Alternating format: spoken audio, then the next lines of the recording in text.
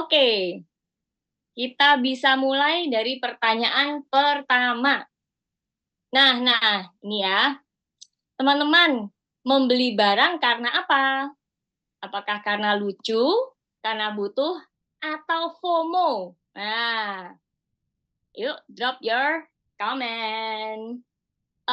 Aduh, teman-teman udah punya corksicle nih, aku belum. Aduh, FOMO ya. Atau aduh, ini lucu banget ini ya, pop martnya. Jadi, karena apa nih? Atau, oh musim hujan, waktunya beli jas hujan ini ya. Jadi, karena kebutuhan gitu. Oh, karena butuh, karena lucu, iya, lucu dan butuh. Kak Jessica Dimas sering mengalami dilema ya.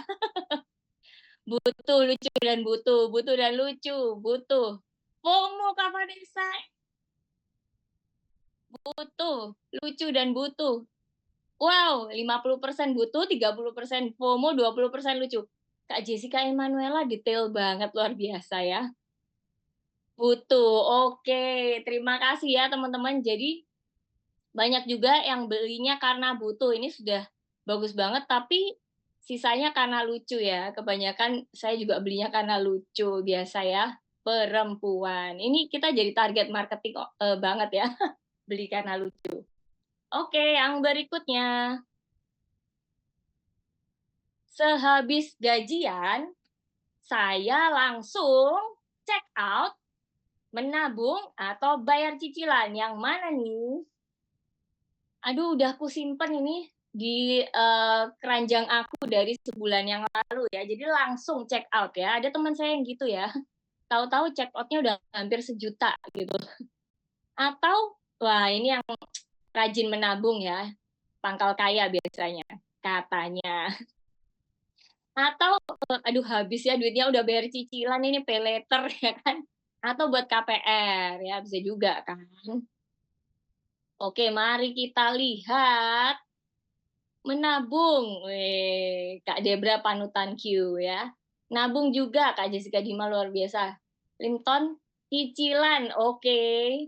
Nelly menabung, Vanessa menabung, Marcelina ketiganya luar biasa. Pembagian uang Anda luar biasa ya. Bayar dan check out. Wih. Kak Novi menabung dan cicilan, oke. Susan menabung, Erni Indra tergantung barangnya ya. Jessica Emanuela juga bareng semua ya. Bagus teman-teman kalau bisa tiga-tiganya. Luar biasa, bisa check out, bisa nabung, bisa bayar cicilan. Lengkap banget ya. Oke, yang terakhir untuk malam hari ini.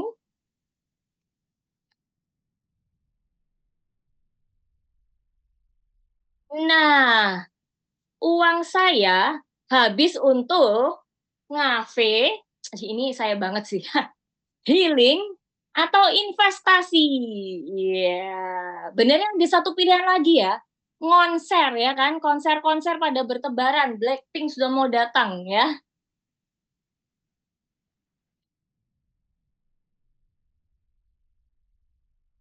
Oke, mari kita lihat.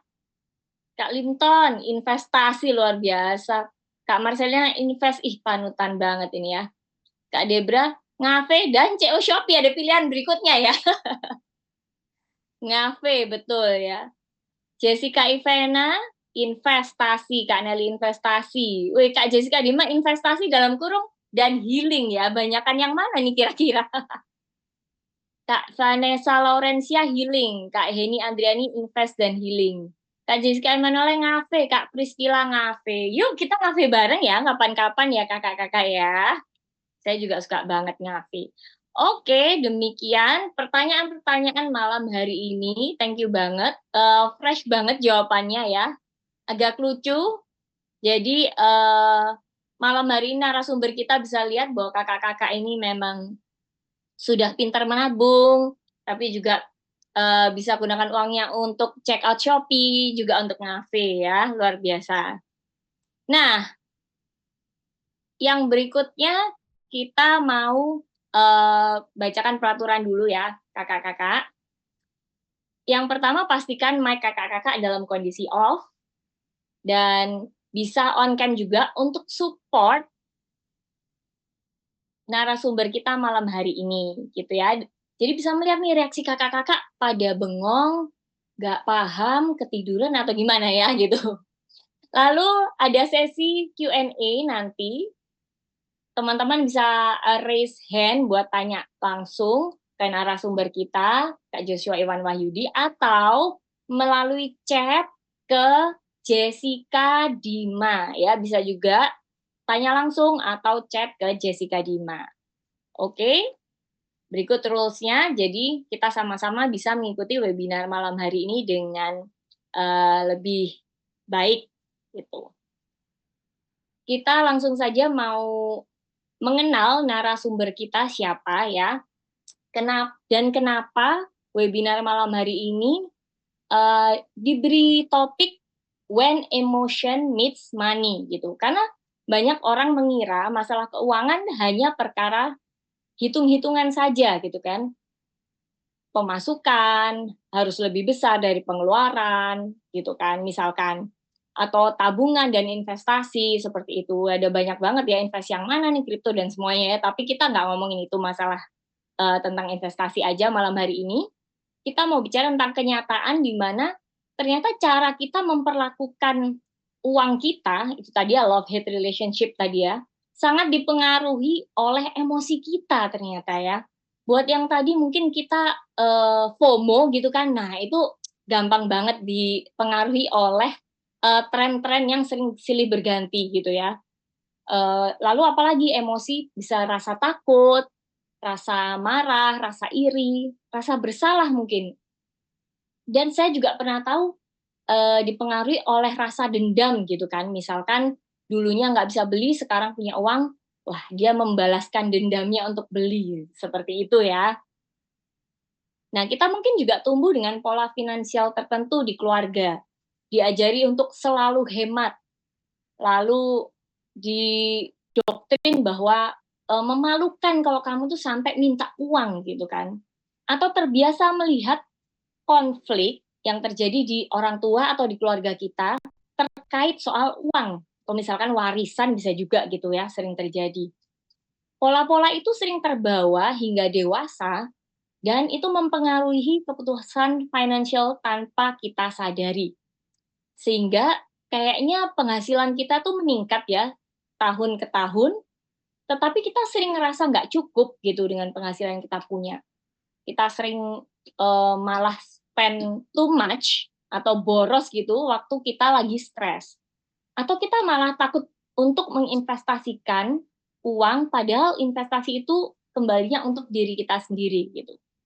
Nah, webinar malam hari ini hadir untuk membuka ruang refleksi bahwa sebelum mengatur uang, kita perlu mengenali emosi yang menyertai saat kita menggunakan uang tersebut, gitu ya. Pembicara kita malam hari ini Joshua Iwan Wahyudi, merupakan EQ trainer dan personality coach yang juga telah menulis beberapa buku seperti Mental Strong Anti Ambyar. Wah, luar biasa ini butuh banget ya untuk generasi, khususnya generasi yang akhir-akhir ini terkenal dengan sandwich generation mungkin ya. Lalu emang perlu gue pikirin. Wah. Lalu ada lagi judul buku #cerdas emosi. Nah, kalau saya sendiri tahu Kak Joshua Iwan Wahyudi ini udah lama banget lewat buku Menikah Itu Bunuh Diri gitu ya. Jadi menarik banget judulnya. Itu buku pertama yang saya baca dari Kak Joshua Iwan Wahyudi. Lalu Kak Joshua Iwan Wahyudi juga aktif membagikan konten-konten terkait EQ dan self-development di Instagram-nya @joshua_iwan_wahyudi. Nah, tapi untuk Instagram ini saya tahu ada beberapa akun yang lain juga dari Kak Joshua Iwan ya. Tapi biar kita langsung aja dengar dari narasumber kita malam hari ini. Selamat malam, Kak Joshua Iwan. Selamat malam. Iya, saya udah lama nih follow Kak Joshua Iwan dan malam hari ini berkesempatan untuk menjadi host di When Emotion Meets Money. Senang banget nih bisa langsung dengar dari sumbernya tentang emosi. Terima kasih. Ada beberapa Instagram bener ya, yang banyak juga berbagi, ilmu tentang emosi dan cara memperlakukan, orang lain dan uang gitu ya, bener ya? Iya, ada beberapa, tapi yang utama ya itulah, Joshua Iwan Wahyudi itulah. Joshua Iwan Wahyudi. Oke, malam hari ini kita mau belajar banyak Kak, dari Kak Joshua Iwan, jadi silahkan boleh dimulai. Oke, selamat malam teman-teman semua. Selamat malam rekan-rekan teman berteduh ya. Memang ini lagi musim hujan ya, kita sering berteduh ya. Kalau nggak ada temennya berteduh sendirian, waduh, rasanya nggak enak.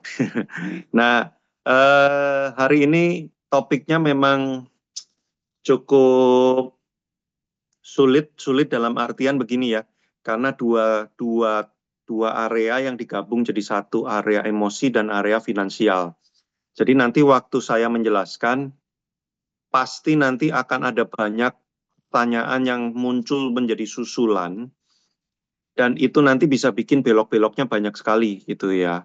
Nah, itu sebabnya kenapa di sesi pemaparan saya nanti, saya akan kasih prinsip generalnya saja ya. Jadi pemaparannya sangat general, tidak terlalu detail. Nah, saya berharap nanti lewat pertanyaan-pertanyaan. Jadi kalau ada nanti kan ada sesi tanya jawab ya. Nah, di pertanyaan-pertanyaan itu kita memang nanti bisa belok-beloknya lumayan banyak. Tapi saya juga ini set ekspektasi dulu ya. Saya juga tidak bisa sampai detailnya drilling terlalu dalam banget, karena nanti kan kita ngomongin trauma kaitannya dengan duit, ngomongin tendensi emosi kaitannya dengan duit, nanti ngomongin kebutuhan emosi dasar manusia kaitannya dengan duit. Nah itu nanti kalau ditanya drilling down gitu ya, gimana kalau saya pernah gini, beresin traumanya gimana, apa segala macam. Nah itu nanti jadi judul workshopnya menyembuhkan trauma gitu ya, bukan when emotion meets money lagi gitu ya. Nah, jadi saya juga akan menjaga pagar-pagarnya supaya kita nggak terlalu keluar beloknya itu udah beda banget gitu ya. Udah nggak ada hubungannya dengan uang lagi gitu ya. Nah, jadi tetap ada belokan-belokan yang bisa dijawab, tapi nanti kalau rasanya terlalu dalam, nah, usulkan untuk teman berteduh bikin sesi baru lagi gitu ya. Bagaimana sembuh dari luka masa lalu atau trauma gitu. Karena itu panjang ya ngomongin itu ya. Nah, jadi itu ekspektasinya dulu ya teman-teman ya, supaya nanti nggak kecewa. Ya, ya, kan judulnya When Emotion Meets Money. Jadi saya menulis buku memang judulnya When Emotion Meets Money itu berapa tahun yang lalu. Bukunya sekarang sudah nggak ada, udah sold out dan kita memang nggak cetak lagi. Jadi kalau saya bikin buku itu begitu habis nggak cetak lagi gitu ya. Kenapa? Karena duitnya dipakai untuk cetak buku yang baru. Jadi selama masih ada ya belilah gitu ya. Karena kalau udah nggak ada nanti sudah nggak dicetak lagi gitu ya. Banyak yang nanya itu ya. Dilarang jatuh cinta, terus when emotion meets money, cerdas emosi itu banyak yang nanya. E-factor ya, tapi itu udah nggak ada semua, udah habis semua ya. Oke, mari kita mulai ya. Saya akan share screen materi untuk malam hari ini ya. Oke, when emotion meets money, bagaimana kaitan emosi dengan uang gitu ya. Nah, mari kita mulai dengan kuis singkat dulu ya, kuis singkat dulu. Mungkin teman-teman sudah pernah ada yang membaca gitu ya, atau pernah dikasih pertanyaan kuis ini, tapi mari kita coba ya malam hari ini ya. Kita coba kuis singkat dulu ya. Kalau kamu punya income 10 juta per bulan, dan ternyata kamu bisa nabung 1 juta, ya, hanya bisa nabung 1 juta dari di income 10 juta. Ya lumayan ya, 10% ya, bisa nabung 10% ya. Nah ini andai-andai kondisi Anda, kondisimu seperti ini, nah, maka pertanyaannya adalah kalau misalkan, wah, Tuhan memberikan pertolongan atau kejutan tiba-tiba kamu dinaikkan gajinya 2 kali lipat gitu ya, atau bisnismu lagi loncer tiba-tiba semua pada beli gitu ya, sehingga income-mu menjadi 20 juta sebulan, kira-kira kemampuan nabungmu jadi berapa? Nah, coba tolong dijawab. di kolom komentar. Sebelumnya income 10 juta, bisa nabung 1 juta, lumayan 10%.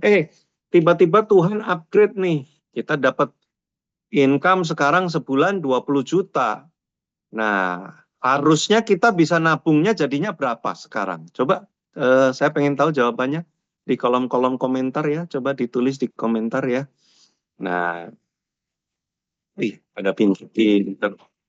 Ada pinter-pinter ya. Oke, ya ada yang 11 juta, wah banyak banget ya 11 juta, luar biasa loh ya. Ada yang 2 juta ya minimal ya, ada 5 juta dan sebagainya.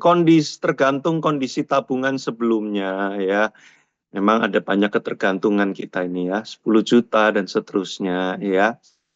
Nah, memang tentunya kan ini kuis sederhana ya. Kalau di breakdown detailnya tiap orang kehidupannya kan beda-beda gitu ya.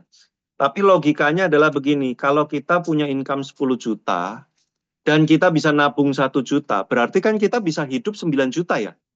Dengan 9 juta kan kita bisa hidup ya, makanya kita bisa nabung 1 juta, kan benar ya? Kecuali kalau kita kebutuhannya 20 juta, yang nggak bisa nabung lah, malah kurang itu. Ya. Tapi kalau ini tiap bulan bisa nabung 1 juta, nih berarti kan sebenarnya kebutuhan kita ini 9 juta gitu ya. Nah, maka kalau kita income-nya jadi 20 juta, rata-rata orang itu banyak berpikir, wah aku bisa nabungnya jadi 2 kali lipat juga ya. Sebelumnya kan nabung 1 juta, sekarang bisa nabung 2 kali lipat jadi 2 juta gitu ya.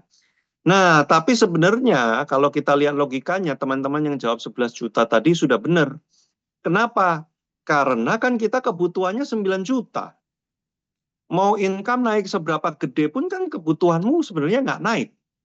Atau kalau naik inflasi ya naiknya kan nggak gede-gede sampai 2 kali lipat. Kan inflasi paling gila-gilaan di Indonesia ini kan 5-7%. Nggak nyampe 100%. Ya kan? Nah, berarti artinya apa? Kita punya peluang sebenarnya yang ditabung 11 juta. Nah, tapi pertanyaannya kenapa banyak orang ketika income-nya jadi 20 juta, kok dia nggak bisa nabung 11 juta? Malah biasanya dia cuma nabung 2 juta maksimal. Nah, berarti kan dia pengeluarannya meningkat 2 kali lipat juga. Kalau income-nya meningkat 2 kali lipat, berarti dia pengeluarannya juga dia meningkat 2 kali lipat. Inilah tendensi emosional manusia. Kalau punya duit banyak, berasanya itu kayak punya kemampuan untuk spending lebih banyak. Nah, ini yang terjadi di masyarakat kota-kota besar nih. Di Jakarta tuh banyak banget orang yang income per bulannya itu bisa 30, 40, 50 juta. Tapi nggak pernah punya aset. Sampai hari ini nggak punya aset dia. Kenapa? Loh, dulu dia income-nya 10 juta, ya bisa hidup juga. Naik 20 juta, ya bisa hidup juga. Naik jadi 50 juta, ya bisa hidup juga. Tapi nggak punya aset. Nah, problemnya di mana? Karena rupanya pengeluarannya, spendingnya, cara pakai duitnya ikut meningkat bersama dengan income-nya. Jadi, memang peningkatan income membuat kelihatannya itu makannya lebih mahal, bajunya lebih bagus, handphonenya lebih keren gitu ya. Tapi kualitas finansialnya sebenarnya nggak pernah bertambah juga. Ya, nggak punya aset, ya, belum punya rumah, mau menikah belum ada duitnya, nyicil kendaraan susah dan sebagainya. Nah, ini problemnya di mana?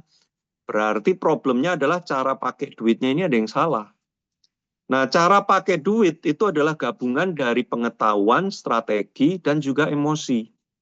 Nah, makanya kita lihat singkat dulu ya, sebelum kita ngomong emosi ya. Kebutuhan itu bisa dihitung. Kebutuhan itu bisa dihitung. Kenaikan inflasi itu jelas. Ya, tahun ini kan inflasi sama tahun lalu dalam artian inflasi ini dalam artian gini nih, harga-harga makin mahal gitu ya. Kan jelas. Pecel lele tadinya 15.000 sekarang jadi 20.000. Jelas angkanya itu bisa dihitung, bisa diukur gitu ya. Tapi kalau keinginan, nah keinginan tuh wilayahnya di emosi nih nanti nih. Makanya nih ribet nih, kalau udah urusan sama emosi nih ribet nih. Kalau cuman urusannya sama hitung-hitungan rasional, wah itu sebenarnya lebih gampang karena ada hitungannya. Tapi begitu masuknya di wilayah emosi, yaitu apa? Keinginan-keinginan, lah itu jadi nggak jelas tuh. Nggak tahu tuh kapan selesainya, seberapa banyak, dibilang sudah itu seberapa, wah itu nggak jelas. Karena keinginan kita itu selain terus berubah, juga terus bertambah. Nah, itu dia yang bikin ribet tuh. Jadi keinginan kita ini di-upgrade terus. Dunianya berubah, keinginan kita juga ikut berubah. Ya. Coba deh tanyain orang-orang yang hidup 20 tahun yang lalu. Kepikiran nggak kalau holiday ke Jepang? Wah, sedikit yang kepikiran kalau holiday pengen ke Jepang. Tapi kalau sekarang semua orang pengen ke Jepang. Gara-gara apa? Ya gara-gara zamannya. Zamannya itu membuat semua orang jadi tahu gitu ya. Wah, ini ke Jepang caranya gini, ternyata bisa gini, gini, gini. Nah, jadi keluar pengen kan. Nah, pengen ini yang sulit diatur. Uang itu nggak sulit diatur. Pengen yang sulit diatur. Jadi kalau orang bisa ngatur pengen, dia akan lebih mudah ngatur uang. Kalau kita ketemu orang ngatur uangnya berantakan, kemungkinan dia nggak bisa ngatur pengennya dia. Nah, jadi kalau lihat orang gila ya, income segitu gede, tapi kok keuangannya berantakan, malah utang dan sebagainya. Itu bukan nggak bisa ngatur duit, itu nggak bisa ngatur keinginan, nggak bisa ngatur perasaan. Makanya saya punya quotes, orang yang tidak bisa menguasai perasaan, tidak bisa menguasai keadaan. Nah, kalau nggak bisa menguasai perasaan, nggak bisa menguasai keuangan juga. Jadi makanya kalau mau belajar financial management juga perlu belajar emotional management. Lah ya. Nah ini singkat aja nih supaya teman-teman dapat frameworknya ya. Dapat frameworknya ya. Ini adalah 6 pilar financial management. 6 pilar ya. Kebanyakan orang cuman fokusnya yang paling kiri, generating money. Ya, pikirannya gimana dapat duit lebih banyak lagi, harus bisnis apa, ya ngemplang duitnya siapa, wah nyolong di mana gitu ya. Yang penting pokoknya income tambah gede aja ya. Tapi kita sudah lihat banyak sekali orang income bertambah, tapi kok kualitas finansial nggak pernah nambah. Lah berarti kan problemnya bukan di generating. Saya ini tolong banyak bukan karena generating money-nya jago. Jujur aja, saya ini generating money-nya pas-pasan biasa aja. Banyak teman dan kenalan yang lebih jago make money daripada saya. Tapi kenapa aset saya, tabungan saya, safety net financial saya lebih kuat dari beberapa teman-teman itu. Padahal mereka generating money-nya hebat banget. Nah, karena di 5 titik yang lain juga diurusin. Coba, kebanyakan orang tuh mikirnya kan yang ini kan. Wah, bisnis apa, jualan apa yang cuannya gede. Waduh, kripto apa, segala macam. Blang, blang, blang, blang, blang. Nah, tapi nggak ngurusin yang 5 yang lain. 5 yang lain itu apa? 1, spending. Cuma ngegolin terus, tapi kemudian kebobolan terus. Mencetak gol 12 gol Indonesia, tapi kebobolan 13 gol. Lah, ya kalah lah tetap. Buat apa? Ya kan?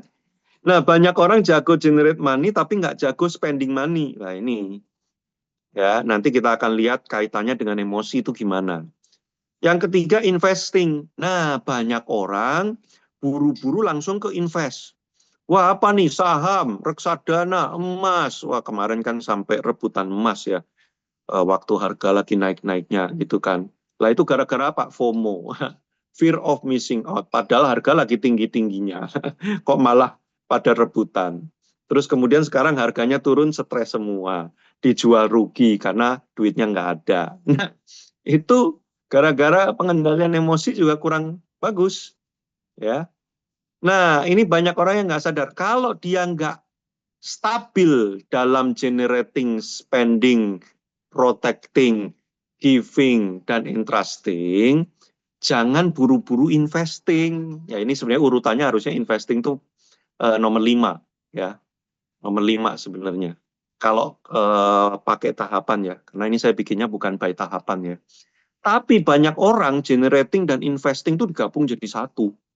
Dipikir investing itu adalah bagian dari mengenerate money. Iya memang iya, tapi beda gitu ya. Ada orang yang full time jobnya apa? Trading saham.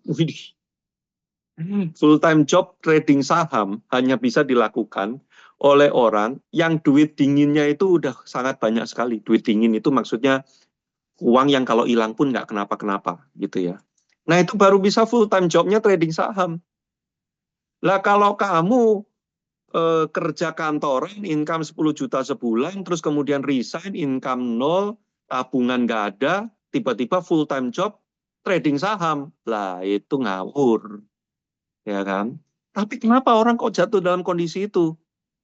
Karena emosinya didrive oleh apa? Postingan-postingan. Wah, hijau hari ini. Wah, aku cuan 1 juta dalam sehari. Wih, enak ya, gampang ya kelihatannya ya. Ya udahlah, aku resign, aku full time trading. Nah, itu problem tuh. Ya, bukan trading sahamnya yang salah, tapi the way kita manage money and emotion itu yang salah. Nah, jadi kalau generating dan spendingnya, protectingnya, givingnya itu belum stable, belum beres. Investing itu mesti dipikirkan dengan apa ya? Cari yang resikonya ya so-so dulu gitu. Kalau bisa serendah mungkin gitu ya. Kecuali generating, spendingnya, protecting, givingnya udah stable. Nah, baru kita bisa mikirin investment yang lebih ini. Tapi saya nggak mau terlalu detail ya. Itu nanti kita jadi seminar financial management murni nanti ya. Ini cuman frameworknya supaya teman-teman tahu ya. Jadi banyak orang kejebak itu di lima-limanya ini. Secara emosional pengen generate-nya langsung yang gede. Ya kan?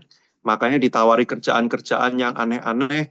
Wah, yuk kita main ini, main itu. Wah, jenis yang nggak jelas kerjaannya.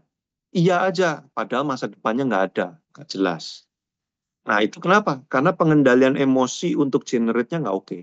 Spending, wah ini nanti kita banyak ngomong di sini nih. Kalau stres, uya-uya, apa, uya-uyaan. Ya-yaan kalau orang Jawa bilang ya. Kalau lagi stres, ugal-ugalan keluar duitnya. Ya kan? Nah, itu di spending. Investing tadi saya udah cerita ya, buru-buru langsung maunya kripto ini apa segala macam. Protecting lah, ada yang super protecting. Duit itu diprotek terus ya sampai kemudian dia mati itu duitnya nggak tahu hilang kemana ya karena begitu proteknya dia gitu ya. Nah ada yang givingnya juga nggak bener ya. Wih jor-joran banget giving kenapa? Karena perasaannya juga nggak dikelola dengan baik. Nah jadi ini frameworknya saya taruh dulu supaya nanti kalau kita ngomongin tuh kita tahu ini lagi ngomongin yang mana. Entrusting itu warisan, mewariskan gitu ya. Nah jadi ini framework financialnya supaya kalau waktu kita ngomong emosinya nanti jelas kita lagi ngomongin yang mana. Oke, so far so good, teman-teman semua, ya aman? Bisa lanjut? Kalau bisa lanjut, jempol virtualnya tolong diberikan, ya. Kalau enggak, saya ulang lagi dari kenalan nih. Nah, ya. Oke, mari kita mulai bagian emosi ya. Nah, jadi teman-teman, kalau kita belajar tentang kecerdasan emosi ya, para neuroscientist itu semua sudah sepakat bahwa orang itu membuat keputusan terakhir itu yang mencet tombol adalah emosi, bukan rasio. Rasio itu menganalisa, tapi yang mencet tombol akhir bang, aku mengeksekusi keputusan itu emosi. Makanya kadang secara rasional kita udah tahu jawabannya apa, tapi kok nggak segera melangkah karena perasaannya belum dapet. Nah itu banyak tuh orang kayak gitu. Ya. Kamu udah tahu kan, harusnya kamu itu putusin dia. Dia itu toxic, dia itu merongrong, menggerus kamu. Iya, aku tahu, aku ini cuma dimanfaatkan. Ya udah, kenapa kamu nggak mau putusin dia? Aku masih sayang. Ya, repot. Loh, ini seminar apa sih kok jadi ngomongin soal itu? Ini contoh, ya contoh. Soal duit juga sama. Kamu tahu kan kalau kamu ganti handphone, kamu beli handphone ini, bunganmu yang kamu simpen untuk menikah, untuk dana darurat dan lain-lain, itu habis semua loh. Tahu. Tapi kenapa kok kamu maksa beli? Ini keren banget. Kalau aku pakai handphone ini tuh, gue berasa kayak langsung 10 kali lebih pinter, lebih keren, lebih ganteng, lebih cakep gitu. Lah itu perasaan tuh. Rasionya udah tahu, tapi kenapa perasaannya kalau beda dengan rasio, yang nggak diputuskan juga. Nah, jadi ini problem nih. Jadi rupanya yang membuat kita mencet tombol itu adalah emosi. Emosi itu kalau sudah kuat sekali tidak dikendalikan, tidak terkendali, dia akan keluarnya dalam bentuk impuls. Impuls itu adalah denyutan, dorongan, gejolak, bang. Aku pengen banget. Keinginan yang kuat. Nah, makanya kalau lihat anak-anak ya, terutama umur 5 tahun ke bawah, tapi sebenarnya 21 tahun ke bawah lah. Ini ada nggak ya peserta yang 21 tahun ke bawah ya? Jadi terutama 5 tahun ke bawah, itu kalau liatin anak-anak umur 5 tahun ke bawah, mereka itu tidak punya kemampuan di otaknya untuk bisa mengendalikan impuls. Jadi emosinya lagi kenapa, ya itu langsung berubah jadi impuls yang kuat, mereka nggak bisa kendaliin. Makanya mereka bisa melakukan hal-hal yang menurut kita itu nggak masuk akal, secara spontan dan impulsif, ya, teriak di muka umum, ya kan. Nah ini lucu nih, anak saya kan bulan depan umur 3 tahun, dia suka banget permen gitu kan. Terus satu kali dia ngambil sendiri itu permen, terus dia mau masukin ke mulut, saya sama istri saya langsung no, ya. Kalau kamu masukin ke mulut kamu makan, ini yang satu bungkus ini, satu kotak ini, papi buang, nggak kasih kamu lagi. Dia sempat berhenti 2 detik, terus kemudian buru-buru dimasukin itu permen masuk ke mulutnya. Karena dia takut diambil dan dicegah. Padahal dia tahu kalau dia lakukan itu, yang satu kotak itu bakalan lenyap itu. Tapi kenapa dia buru-buru masukkan juga? Karena memang dia belum punya kemampuan untuk mengendalikan impuls. Belum bisa dia. Nah, tapi banyak di antara kita usia udah 30, 40, 50, ya, di atas 21 tahun. Mirip kayak anak saya. Ya. Lihat tas diskon 70%, impuls, gitu kan, langsung kayak nggak tertahankan gitu kan. Terus kemudian suami bilang, kalau kamu beli ini, kita nggak holiday ya. Kita nggak berangkat ke Jepang ya. Ini harganya mahal nih. Harganya kayak tiket PP pulang pergi Jepang nih. Nggak apa-apa, beli tasnya, jreng, bawa pulang, happy seminggu. Habis itu, ya kita nggak ke Jepang, gimana ya, kan mirip kayak anak saya. Problemnya di mana? Impuls. Nggak bisa ngendaliin impuls. Nah, impuls itu yang dorong siapa? Emosi. Nah, jadi memang kita bisa belajar kendaliin impuls, tapi yang harus diurusin juga emosi-emosi yang ada dalam diri kita, dua-duanya. Karena kalau nanti ngendaliin impuls doang tanpa beresin emosi-emosinya, nanti kita capek sendiri. Aduh, impulsku keluar terus, nggak terkendali, capek sendiri. Jadi, sementara kita mencoba mengendalikan impuls, ini problem-problem emosi dalam hidup kita ini mesti diberesin. Dan ini long term, jangka panjang. Makanya kalau yang niat banget, serius banget, ikut kelas yang 3 hari deh. Yang 3 hari, 12 sesi. Ya, itu EQ Practitioner Certification, nanti bulan Agustus. Cuman 10 orang satu kelas. Nah, itu benar-benar ngeberesin problem-problem emosi sampai ke akar-akar, sampai yang paling dalam tuh. Nah, sehingga impuls-impulsnya nggak keluar karena udah beres di dalam, gitu ya. Nah, kita balik lagi ke sini. Oke, ini diagramnya. Nah, mari kita lihat diagram berikutnya. Ya, memenuhi basic need itu tidak sesulit memenuhi emotional craft. Ya, basic need itu jelas. Kamu makan supaya kenyang dan bergizi itu nggak sulit kok. Nggak harus yang mahal kok. Kamu nggak harus makan steak untuk memenuhi kebutuhan karbo, daging, kalsium, dan sebagainya. Ada pengganti lain yang lebih murah kok. Ya kan? Artinya basic need, kalau kamu mau kelihatan keren, bajumu nggak harus mahal. Saya itu kalau beli baju, sepatu, dan lain-lain ya, nggak pernah yang bermerek. Ini udah 15 tahun tuh, nggak pernah yang bermerek. Selalu yang nggak ada mereknya, tapi kelihatan keren. Gitu. Nah, jadi ini nanti problemnya ada di mana? Soalnya teman-temanku nanya, merekmu apa itu? Mereknya Jono. Ya, merek Jono apa Anda? Padahal keren. Nah, jadi kita seringkali bukan membeli fungsi, tapi kita membeli gengsi. Nah, gengsi itu mahal, tapi nggak bikin kenyang. Nah, itu problemnya. Gitu kan? Kita kerja keras sebagai kuda buat beli gengsi, tapi gengsi nggak mengenyangkan, nggak memuaskan, nggak membahagiakan. Nah, ini ribet nih. Kita mengeluarkan uang untuk menyenangkan orang yang kita sendiri nggak senang sama orang itu. Lah, itu dia. Ya, demi mempertahankan gengsi doang. Kalau basic need itu sebenarnya nggak susah. Ya. Nah, yang susah tuh apa? Emotional craft-nya ini.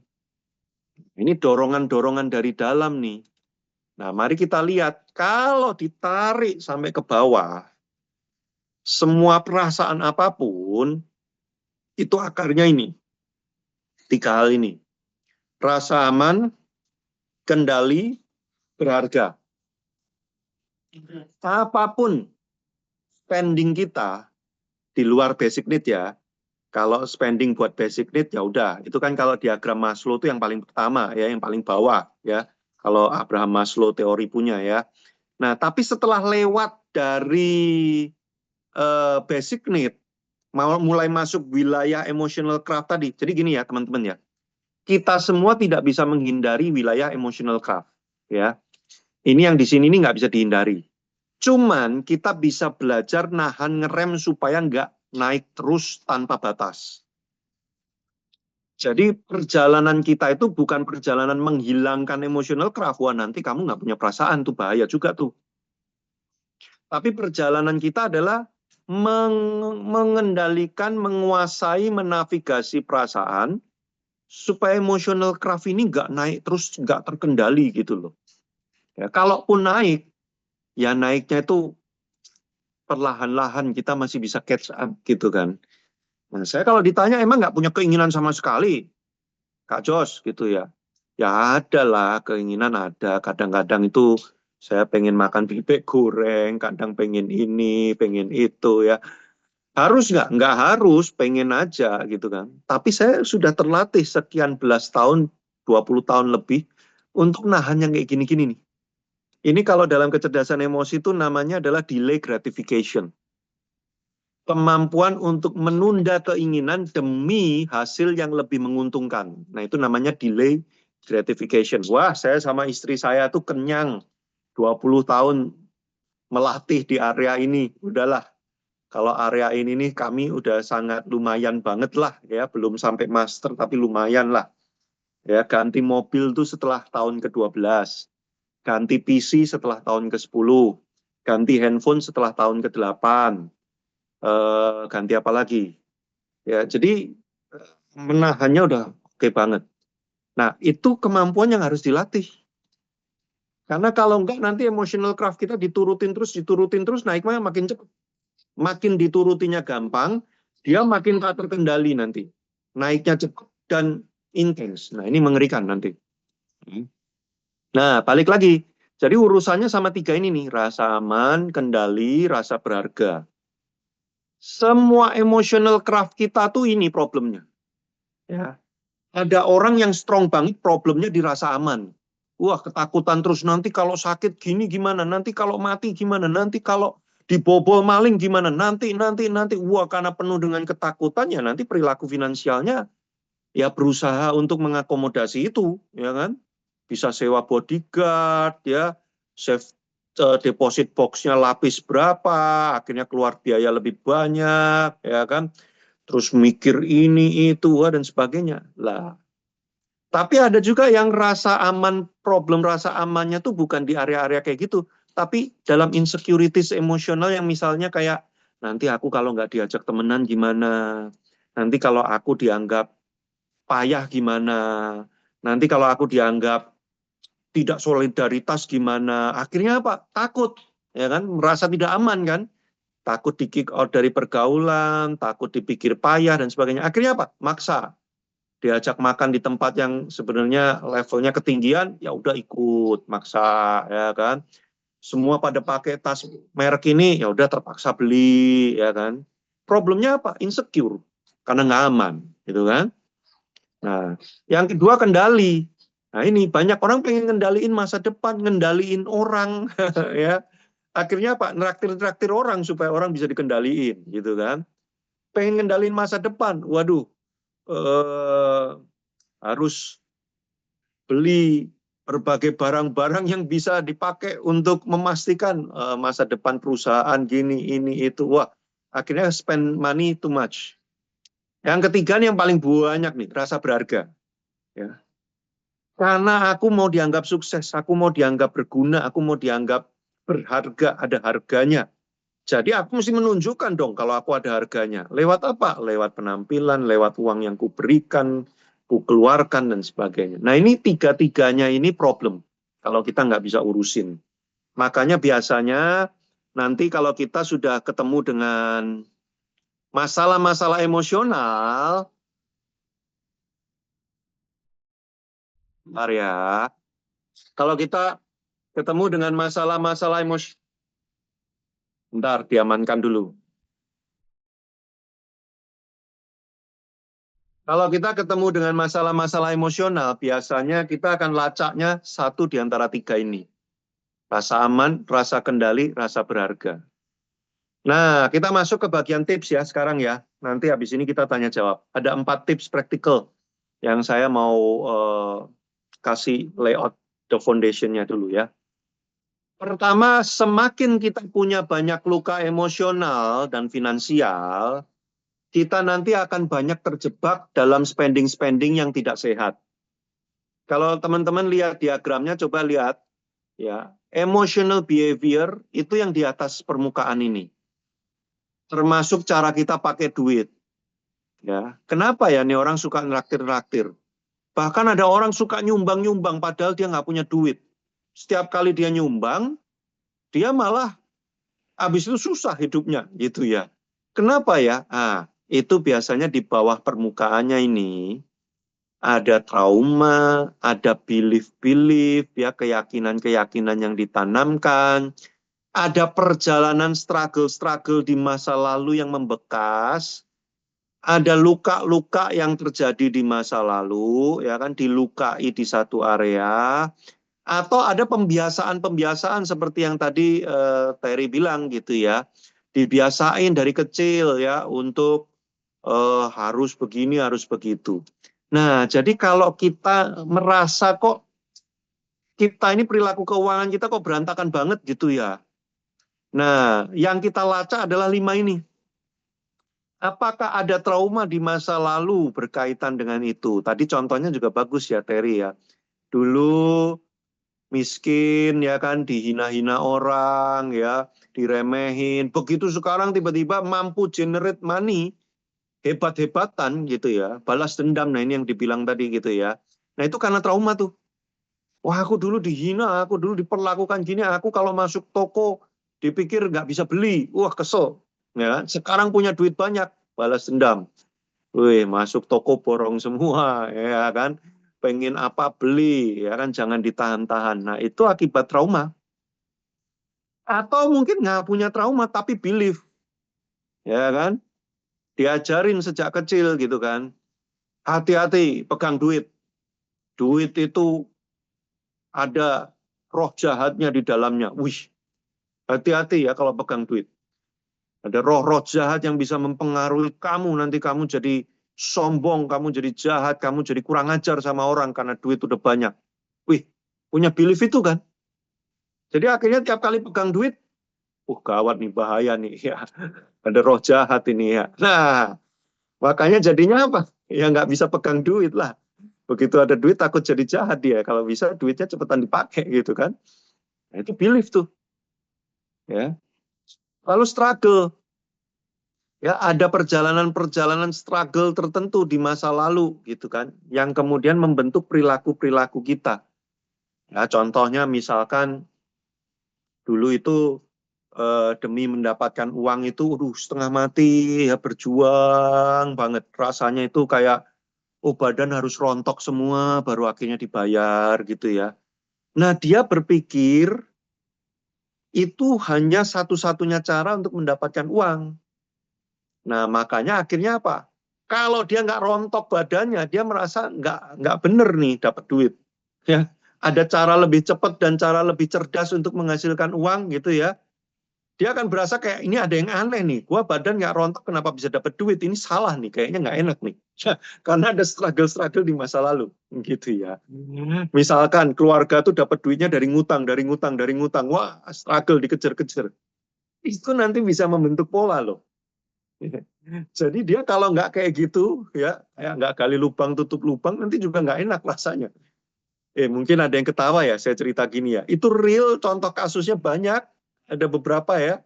ya saya nggak usah ceritain orangnya di mana dan siapa gitu ya. Itu real ada ya. Nah, luka pembiasaan, nah itu semua ya. Nah, jadi langkah pertama nih kalau kita mau lakukan, coba cek deh nanti setelah sesi ini ya, sebelum tidur atau besok pas senggang weekend gitu ya.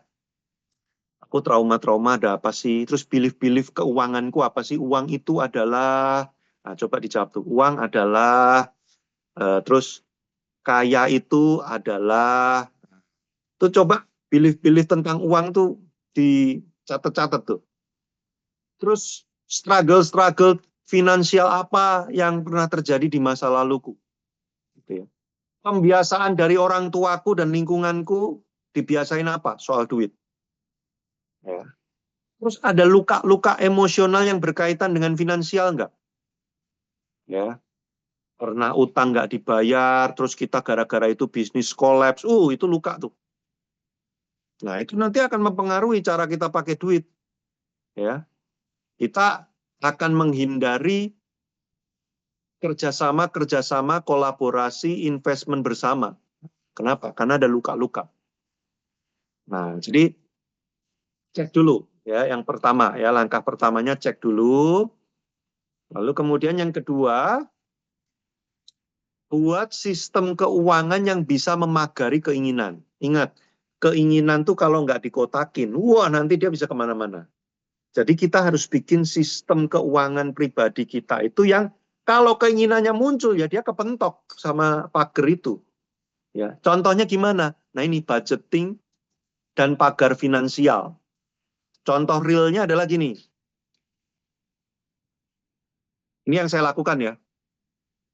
Saya kalau ada dana yang bisa di-save, disimpan, dan saya lihat keuangan saya stable gitu ya, bulanan saya itu bisa stable, lalu ada dana dingin gitu ya. Yang saya lakukan adalah apa? Saya taruh di deposito yang keluarnya itu 1 tahun ke depan. Kalau sampai saya paksa keluarin sebelum 1 tahun, saya akan kena penalti harus bayar.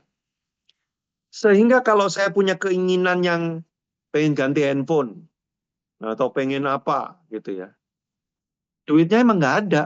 Bukan nggak punya duit tapi nggak ada di tangan. Loh di mana? Di deposito. Ya keluarin dong, nggak bisa karena nunggu setahun.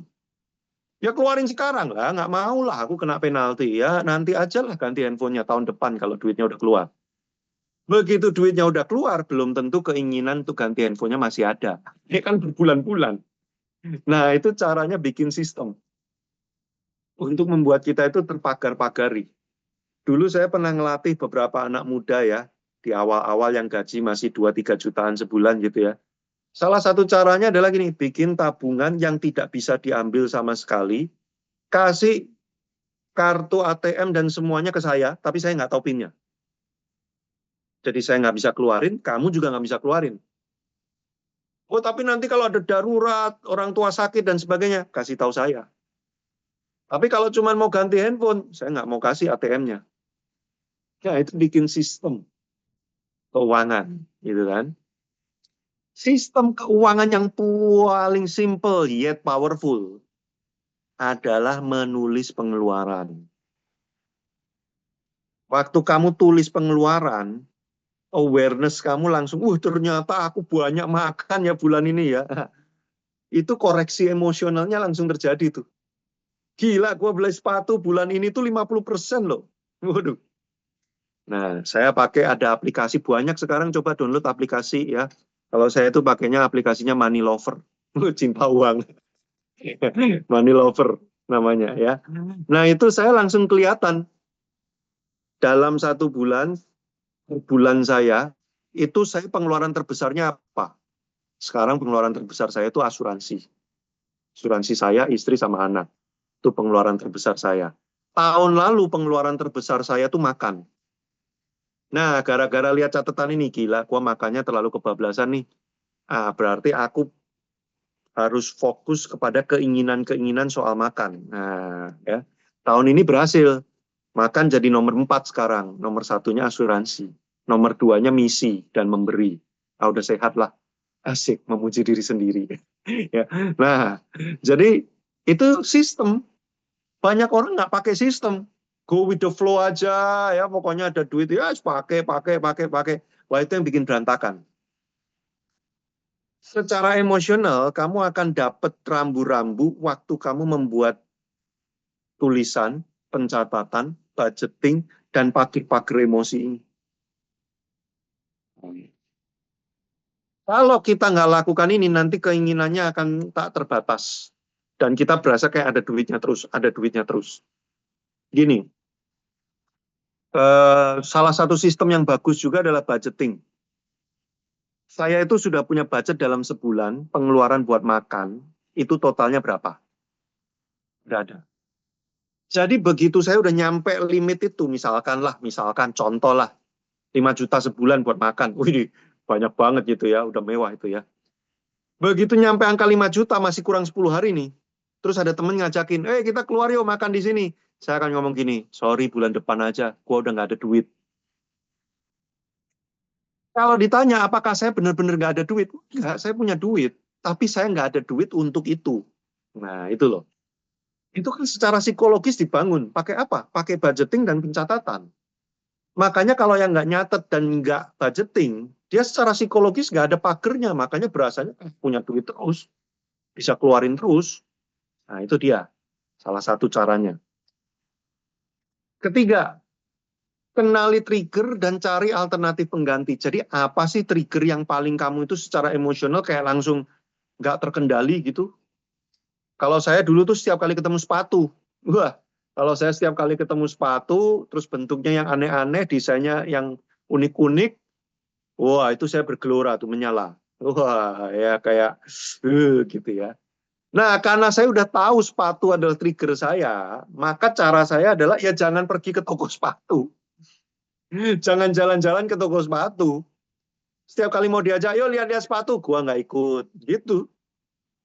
Kenapa? Saya tahu kalau saya nyampe ke situ, duit pasti keluar. Udah gitu aja. Nah, jadi kita mesti mengenali trigger kita apa. Lah kalau trigger kita adalah di titik-titik tertentu dan kita menyongsong ke sana terus, itu kan mencobai diri sendiri. Nah, makanya kita mesti mengenali trigger-trigger kita. Termasuk juga trigger-trigger stres kita apa. Dan perilaku finansial kita saat stres. Biasanya orang kalau stres itu pengendalian dirinya lemah banget. Makanya dia jadi cincai. Ah udahlah nggak apa-apa lah, makan mahal dikit, ah udahlah nggak apa-apa, healing lah, pergilah. Ini karena gue stres banget. Lalu stresnya sebulan bisa 2 minggu bro, ya habislah duit. Nah, jadi mesti dikenali trigger stresnya apa dan how to manage-nya, ya kan? Lalu cari alternatif pengganti yang lebih murah, ya pasti ada kalau mau dicari, ya kan? Memang kita perlu riset, perlu mengusahakan, ya kan? Lalu yang terakhir, habis ini kita tanya jawab. Ya, saya general aja nih, layout, laying the foundation. Pilih circle yang punya kebiasaan finansial yang sehat nih penting nih. Kebanyakan kita jadi jebol gara-gara apa? Circle-nya. Nggak usah maksa ada di circle yang level finansialnya di atas kita, nggak usah maksa. Nggak apa-apa. Nggak ada di klub itu nggak apa-apa. Nggak makan bareng sama orang-orang itu nggak apa-apa. Tuhan selalu bisa kasih kita berkat dengan cara apapun. Wah, tapi kan aku kastanya turun. Emang kalau kasta lu turun, lu nggak masuk surga? Jangan-jangan yang kastanya di atas malah yang nggak masuk surga. Nah, kadang-kadang kita tuh maksa berada di circle-circle yang kebiasaan finansialnya tuh nggak bener. Wah, setiap kali makan jor-joran, brawl, tapi kita pertahankan ada di circle itu. Buat apa? Manfaatnya apa? Kalau manfaatnya ada, contoh, bisnismu jadi berkembang. Lo ya nggak apa-apa, berarti kan generate money-nya jadi lebih gede. Ya nggak apa-apa. Tapi kalau nggak ada benefit apapun, nggak membangun hidupmu, nggak membuat kamu bertumbuh, cuman buat keren aja. Kalau pasang di Instagram story, gila, temenannya dia artis-artis, men. Iya, sama artis-artis, sekali makan di mana, pakai bajunya apa, holiday-nya kemana. Wah, kita maksa. Gitu kan, berada di circle itu. Nah, nggak usah maksa. Makanya kembali kalau rasa berharganya nggak sembuh, nanti merasa nggak berharga kalau nggak berada di circle itu. Padahal kamu berharga atau tidak ditentukan dari siapa teman-temanmu. Mau punya teman orang yang paling hebat di muka bumi ini tidak menambah harga kita sama sekali, karena Tuhan sejak awal sudah menciptakan kamu dengan harga yang sudah maksimal. Mau kayak apa ya hargamu berharga di mata Tuhan. Nah, tapi kita yang sering pakai label-label ciptaan kita sendiri. Nah, ini yang jadi masalah. Oke, nah jadi ini adalah 4 tips dari saya, teman-teman. Ya, pilih circle yang punya kebiasaan finansial dan emosionalnya sehat. Nah, itu semua. Lalu sekarang bolehlah tanya jawab ya yang lebih spesifik. Jadi saya sudah laying down the foundation-nya. Oke, saya serahkan kembali kepada MC. Oke, luar biasa banget penjelasannya untuk When Emotions Meet Money. Terima kasih banyak Kak Joshua Iwan. Boleh kasih thumbs atau tepuk tangan virtualnya untuk kita support pembicara kita menghadapi Q&A yang akan diberikan ya. Nah, teman-teman jangan lupa untuk chat Jessica Dima atau bisa raise hand untuk bertanya langsung apabila teman-teman mau langsung open mic ya untuk bertanya. Jadi beberapa rangkuman yang saya catat bahwa emosi mendrive kita dalam mengambil keputusan akhir yaitu berupa impuls dan perlu melatih delay gratification. Kalau tidak, nanti emotional drive kita akan makin tidak terkontrol. Lalu bentuk-bentuk impuls itu ada rasa aman, kendali, juga rasa berharga, yang tadi sudah diberikan contohnya satu persatu ya teman-teman. Nah, lalu ada 4 tips dari Kak Joshua Iwan, yaitu sembuh dari luka emosional, lalu buat sistem keuangan yang memagari keinginan kita. Contohnya tadi ada buatlah tabungan yang nggak bisa diambil, seperti deposito atau lain sebagainya ya. Lalu kenali trigger dan mencari alternatif pengganti. Juga pilih circle yang punya kebiasaan sehat. Nah, seperti itu. Jadi tips-tips tersebut jangan lupa untuk bisa direfleksikan dalam kehidupan kita nih teman-teman ya. Nah, pertanyaan pertama untuk Kak Joshua Iwan, seberapa jauh memilih pasangan yang sehat secara emosional dalam hal keuangan itu terhadap pernikahan tuh efeknya seberapa jauh? Wah, pasangan sih sangat-sangat ngefek sekali. Amat sangat ngefek. Nah, makanya memang nasihat untuk mencari pasangan yang level finansialnya itu kurang lebih setara. Itu menurut saya bukan nasihat yang buruk loh. Itu nasihat yang kita perlu pertimbangkan loh. Karena banyak sekali anak muda yang berpikir gini ya, yang penting cinta. Cinta mengalahkan segalanya. Ya itu di drakor aja yang cowok-cowok kayanya selalu dapat cewek-ceweknya yang susah-susah. Ya bisa mereka. Ya itu drakor bro. Ya, dalam kehidupan nyata kasus-kasus kayak gitu tuh banyak masalah. Gitu kan. Gini, bagaimanapun kalau dia lahir di keluarga yang standar finansialnya sekali makan 500.000, dia tiba-tiba disuruh sekali makan 50.000, itu sulit banget buat dia. Bukannya dia belagu, sombong, dan gimana ya? Ya memang dia udah dari kecil sekali makan 500.000 dan duitnya ada dan masih banyak gitu loh.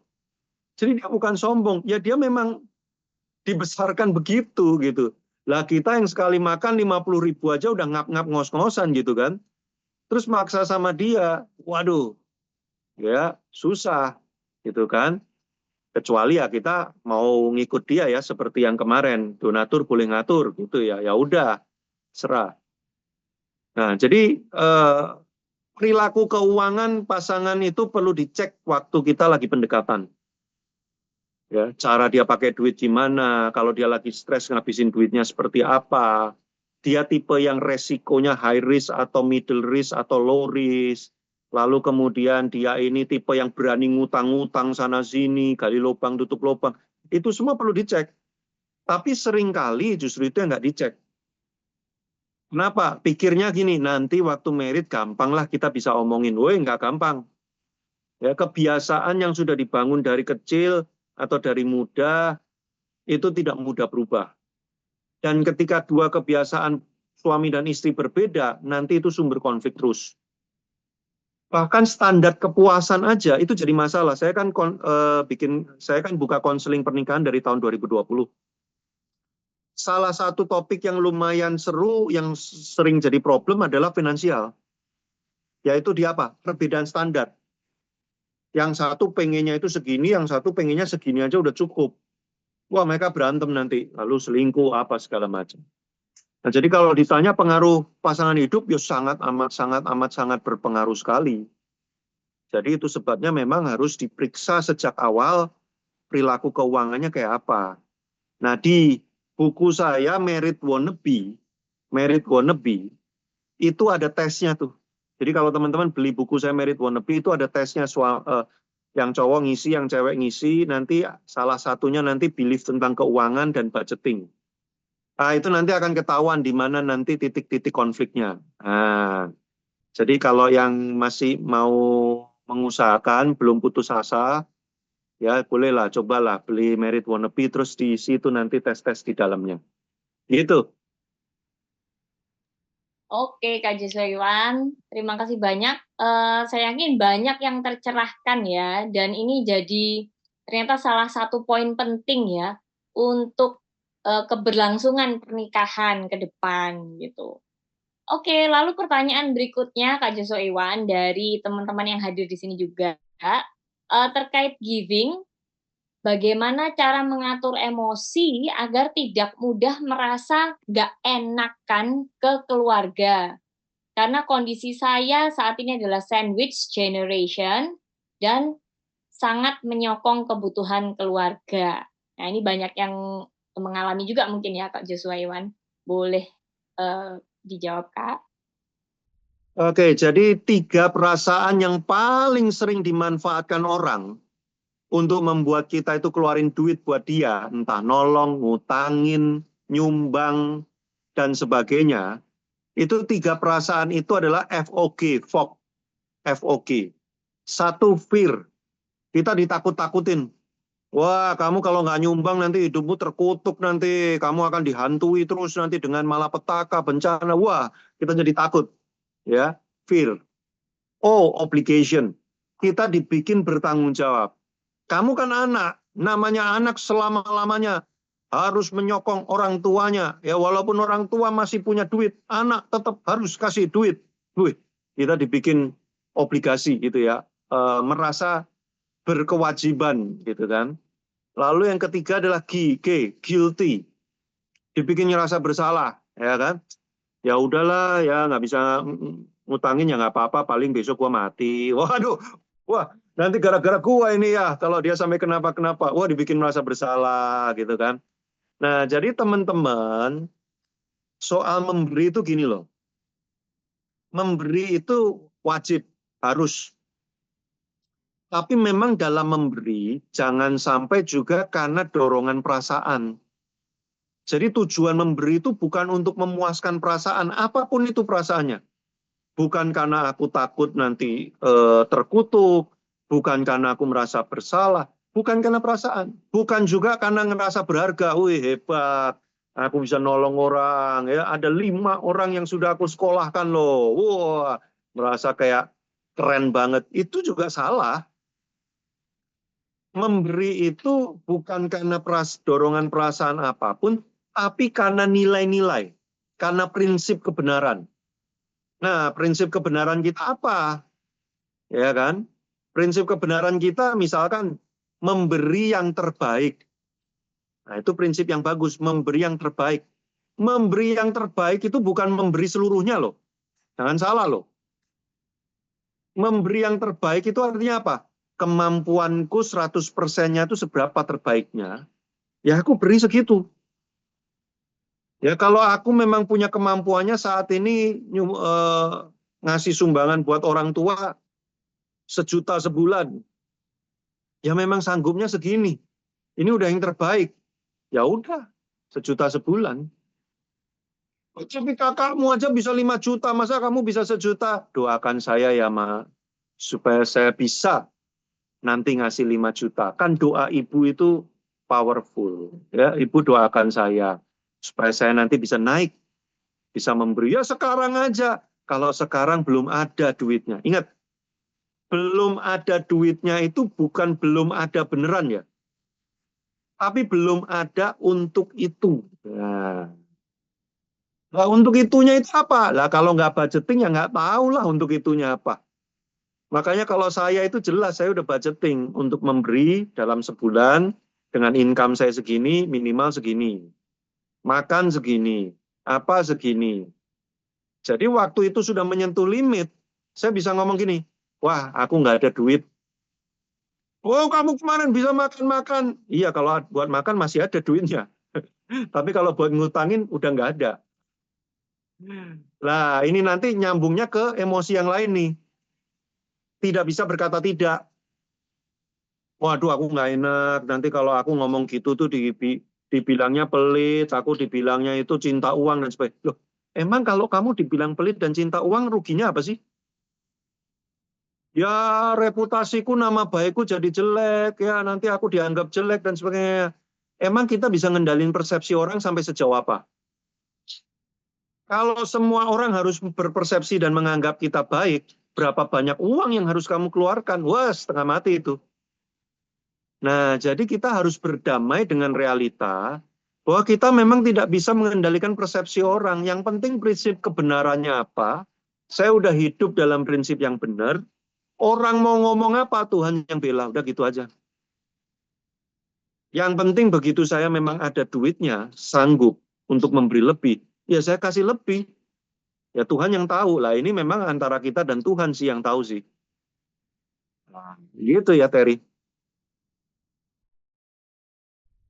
Oke, thank you Kak Joshua Iwan. Jadi seringkali ada 3 emosi yang dimainkan ya dalam hal giving, fear, obligation, dan guilty. Nah, tapi kita perlu ingat giving itu dengan prinsip kebenaran, memberi yang terbaik, yang sesuai dengan kemampuan. Dan yang terutama kita harus berdamai dengan realita bahwa kita tidak bisa menyenangkan semua pihak. Tuh. Oke, ini ada pertanyaan berikutnya, Kak Joshua Iwan. Saya punya trauma dengan orang tua yang pernah bangkrut.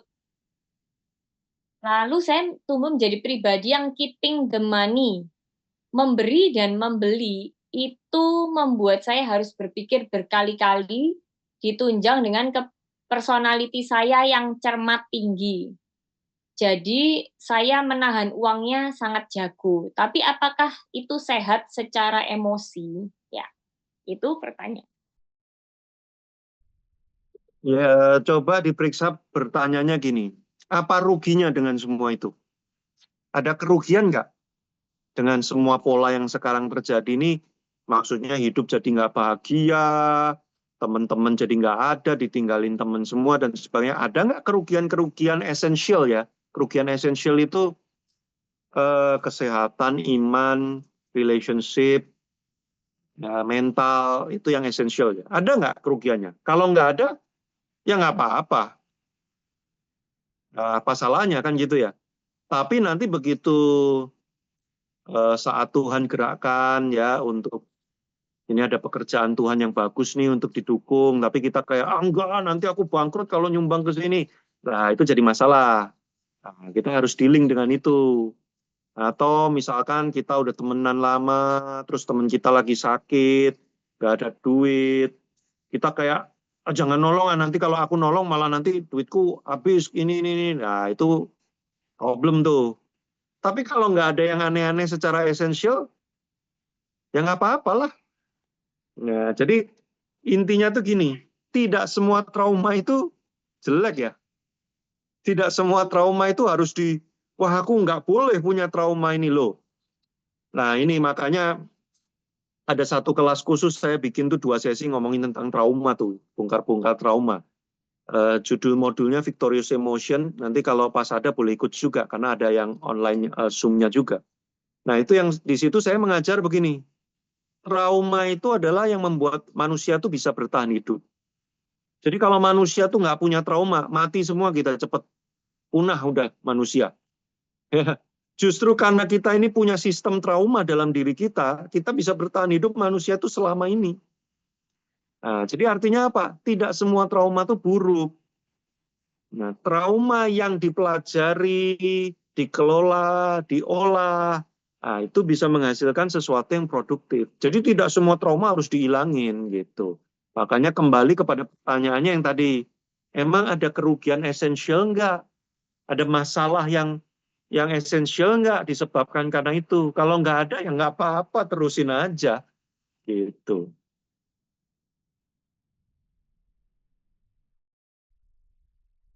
Oke, jadi tidak semua trauma itu buruk. Yang perlu dipertanyakan, apakah ada kerugian yang esensial atau tidak? Ya, seperti itu. Baik. Nah, ini langsung rally pertanyaan berikutnya ya, Kak Joshua Iwan ya. Mau minum dulu boleh loh, Kak. Oke. Pengennya tidur dulu.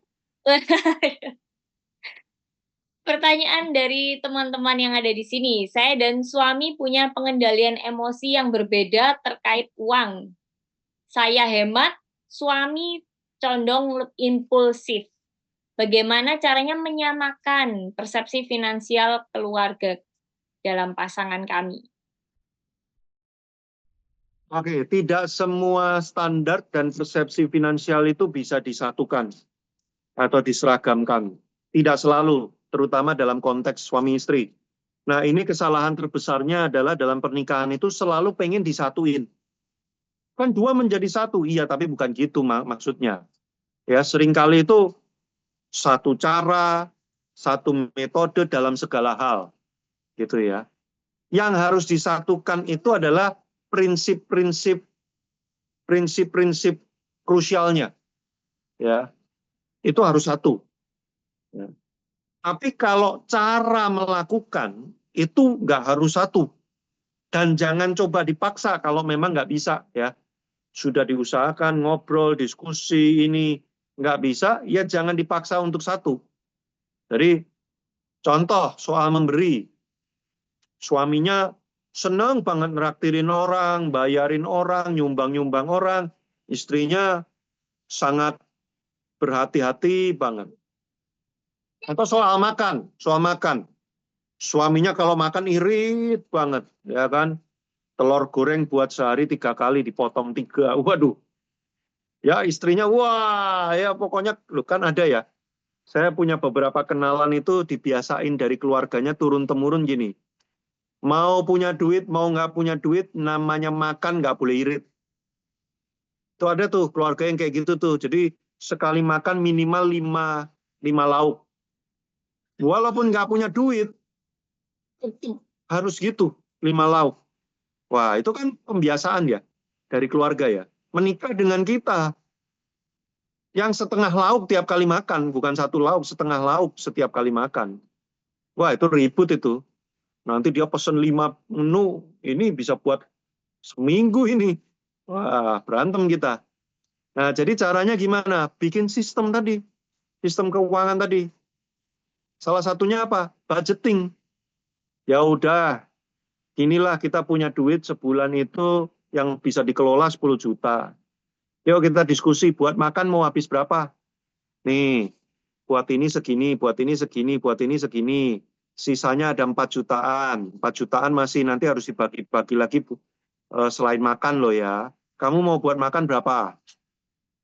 2 juta. Oh ya udah. Pokoknya dalam sebulan, lu mau makan kayak gimana terserah, tapi maksimal 2 juta. 2 juta bagi 30 berapa? Around 70.000 sehari. Ya udah terserah lu mau makan model kayak apa, pokoknya sehari 70.000. Kalau lu hari ini 200.000, berarti besok dan lusa kita makannya super ngirit. Nah itu sistem. Gitu. Makanya hal-hal kayak gini perlu dibiasain ngobrol. Sejak sebelum menikah maupun di awal nikah. Bukan cuma soal duit, tapi juga soal segala sesuatu. Supaya tahu begini, pasanganku ini jenis yang bisa diajak bersepakat enggak dalam berbagai hal. Kalau yang jenis yang nggak bisa, amsyong nanti. Berat itu. Nah, tapi kalau yang jenis bisa untuk nego-negoan, waduh, ya jangan gitu ya, gimana ya nego-nego, enak tuh. Nah, itu nanti akan bisa. Jadi intinya gini, jangan mencoba mengubah pasanganmu untuk nggak mau, kamu harus belajar makan cuma pakai satu lauk. Bukan itunya yang harus diubah. Tapi bikin sistem yang disepakati bersama, lalu suruh dia ngatur sendiri berdasarkan sistem itu. Atau misalkan 2 juta bagi 2, 1 juta aku yang ngatur, ya 1 jutanya terserah lu habisin mau model kayak apa, lu habisin dalam sekali makan ya terserah. Tapi pokoknya setelah itu ya udah nggak ada duit lagi aja. Nah itu sistem. Nah belajar untuk bangun sistem. Keuangan kalau nggak ada sistemnya berantakan. Makanya perusahaan aja kan ada sistem keuangan supaya sehat. Ya pribadi juga mesti ada sistem. Begitu. Oke, mantap. Jadi harus disiplin dalam hal sistemnya juga ya. Nah, ini yang hal menarik adalah tidak semua harus diseragamkan atau disatukan eh, dalam pernikahan atau suami dan istri. Prinsip-prinsip lah yang harus disepakati, sedangkan cara melakukannya bisa berbeda. Ya, sekali lagi, em, membuat sistem keuangan dan tentunya harus disiplin melakukannya ya. Kalau dibuat aja tapi tidak dilakukan, wacana ya teman-teman. Nah, ini Kak yang berikutnya. Saya sudah menulis pengeluaran, tetapi tiba-tiba pengeluarannya menjadi di atas budget karena ada pengeluaran darurat seperti undangan merit yang mendadak. Nah, padahal pengeluarannya sudah sama dengan pendapatan, tapi tiba-tiba ada kejadian seperti hal-hal mendadak seperti itu, bagaimana mengatasinya? Itu Kak. Itu sebabnya satu, kita mesti punya dana apa ya? Dana simpanan, dana simpanan gitu kan. Jadi supaya tidak tiap bulan itu break even terus, nol terus gitu break even, tapi ada yang dikumpulkan sehingga kalau ada yang dadakan-dadakan itu kita masih bisa mengambil dari situ. Jadi satu, memang harus punya dana simpanan gitu kan. Caranya bagaimana? Ini saya kasih tips. Jangan menabung dari sisa uang, karena kemungkinan tidak ada yang tersisa. Jadi menabunglah pada waktu pertama kali kamu menerima income. Begitu terima duit pertama, jebret, langsung ada yang ditabung, misalkan 5%. Ya, atau dia kalau susah banget, ya udahlah 2%, 3% lah. Ya, ambil dulu, taruh di tempat yang susah untuk ngambilnya. Itu lakukan rutin. Kalau dapat uang dadaan, tiba-tiba ada bonus, ada apa, jangan dipakai. Ya kalau mau pakai 10% doang aja, 90%-nya masukin dana tabungan. Itu saya tuh. Kecuali kamu sudah level keuangannya udah kayak, wah, dana darurat ada, dana ini ada, wah semuanya ada, pokoknya banyak dan sebagainya ya terserah itu mah ya. Atau kecuali kamu anak konglomerat ya udah crazy rich terserah. Tapi kalau yang masih terus berjuang-berjuang sandwich-sandwich ini, nabung itu di depan pertama kali. Jadi sebelum semuanya dilakukan, nabung dulu jebret. Habis itu bayar-bayar tagihan jebret. Baru uang sisanya hiduplah dengan itu.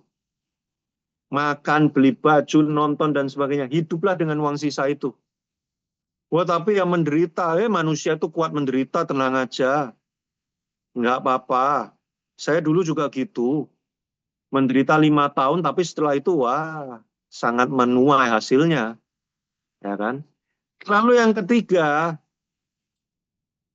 pilah-pilah layer pertemanan. Ya, kalau saya itu ada ring 1, ring 2, ring 3, sampai ring 100. Ring 100 menikah, saya belum tentu datang. Ring 1, ring 2, ring 3, beda isi amplopnya. Itu kan ya. komitmen engagement dan sebagainya beda. Ring 1 ya jangan banyak-banyak. Jangan semua dijadiin ring 1. Nanti semuanya menikah punya anak, pusing kita. Ulang tahun semua, pusing kita.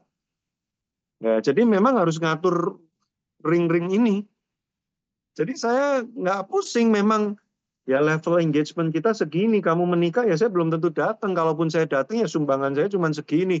Oh tapi kamu orangnya levelnya segitu kok nyumbangnya segini.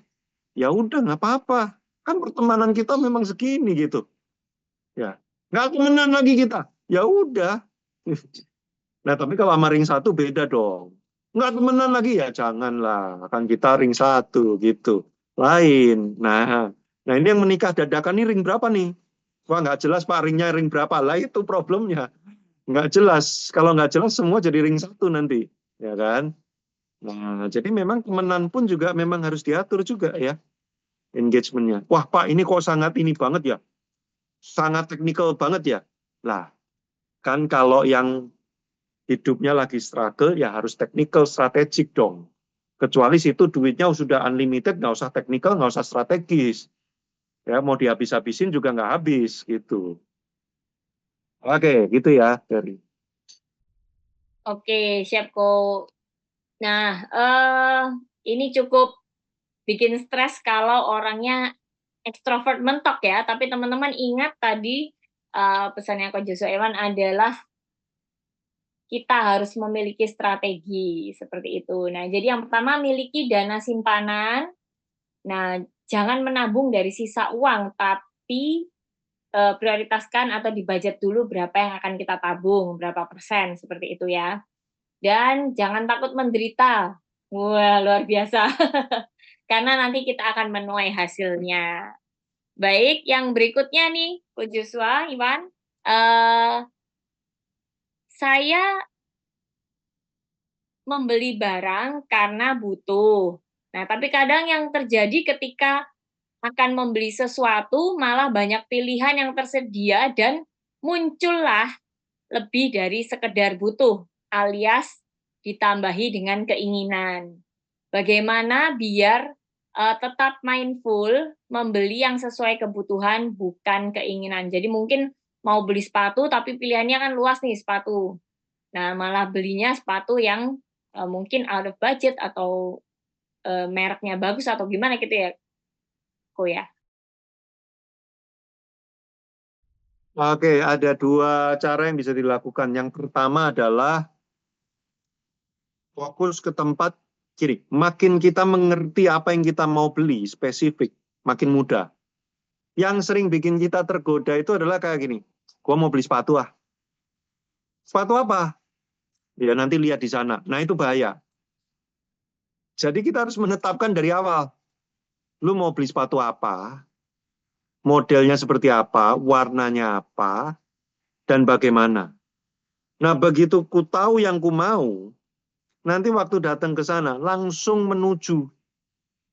Langsung bilang, Mbak, Mas, saya mau cari sepatu untuk ini, ukuran gini, yang budgetnya harganya segini. Jangan malu, misalkan budget harga 250.000. Ada nggak Mas, sepatu 250.000 buat lari Mas? Jangan malu. Lu nggak apa-apa, orang nggak nyolong, kenapa malu? Kita sering kali malu kan ya. Budgetnya kok rendah banget. Lah ya nggak apa-apa lah, ya makanya datangnya jangan di Plaza Indonesia. Datang ke Plaza Indonesia minta yang 250.000 ya mana ada kan gitu. Ya datang yang memang toko-toko yang range harganya segitu. Ya tapi nanti aku sambil lihat-lihat. Lah iya sambil lihat-lihat itu yang bermasalah.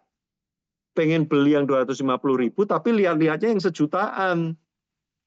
Nah, itu yang bikin kemudian nanti jadi, aku pengen yang sejuta nggak apa-apa lah, lebih enak dipakainya. Ya memang lebih enak lah, namanya lebih mahal. Ya, tapi duit bukan nggak ada. Bukan nggak ada tuh bukan nggak ada di tangan. Nggak ada untuk itu. Nah, ini teman-teman saya ulang-ulang kenapa? Karena ini mindset loh. Yang duit belum tentu kamu itu ada duitnya buat itu. Hanya karena duitnya kamu pegang, bukan berarti kamu ada buat dialokasikan buat beli barang-barang itu. Nah ini mindset. Kalau kita nggak punya mindset ini bahaya. Nah jadi cara yang pertama adalah ku tahu yang ku mau sedetail mungkin, sespesifik mungkin, lalu cari ke tempat yang memang ada barangnya di situ. jangan lihat-lihat. Wah, Kak, tapi aku itu healingnya itu lihat-lihat, window shopping. Ya udah, window shopping yang nggak ada barang itu. Misalkan mau beli sepatu, ya window shoppingnya ke toko komputer aja. Atau misalkan ke fashion yang lain gitu kan. Wah, nanti jadi pengen. Nah, ini cara kedua. Miliki teman yang sangat ketat.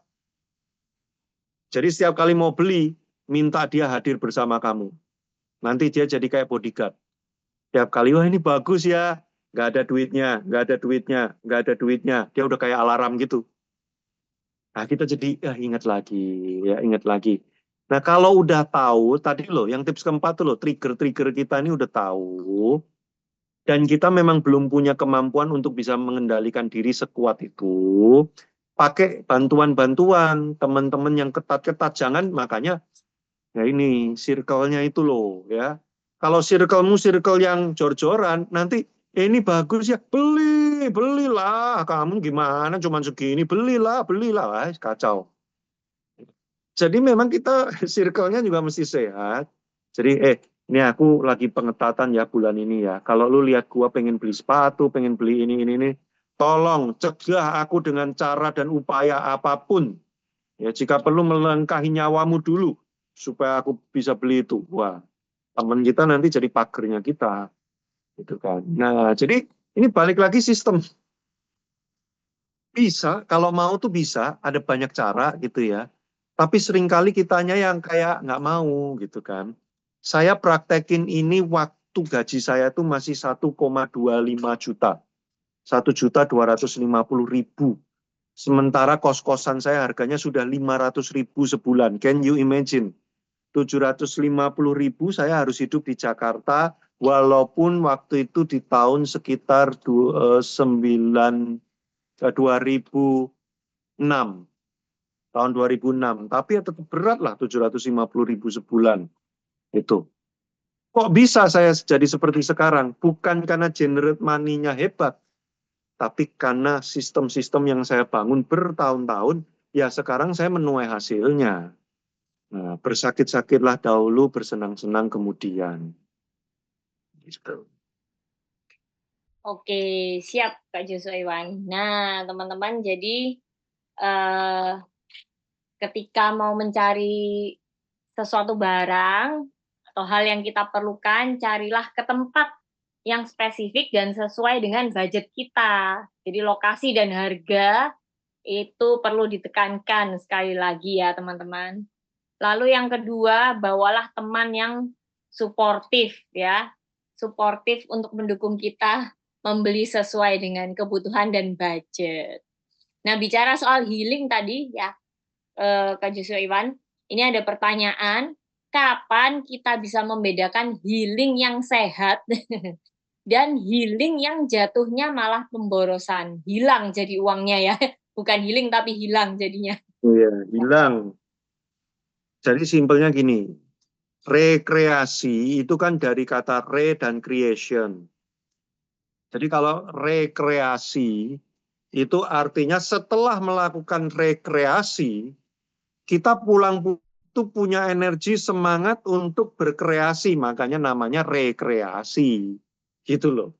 Lah kalau pulang-pulang kita teler, stres dan sebagainya, itu bukan rekreasi. Nah, jadi kalau mau tahu healing yang sehat apa enggak, itu adalah gini, setelah selesai healing, kamu makin produktif nggak? Berkarya, melakukan sesuatu. Kalau enggak, itu hilang. Kedua, kamu healing buat apa? Ada banyak orang healing itu untuk rasa berharga. Jadi dia bisa pamer di Instagram Story, ini loh, gue juga ke Jepang, ya.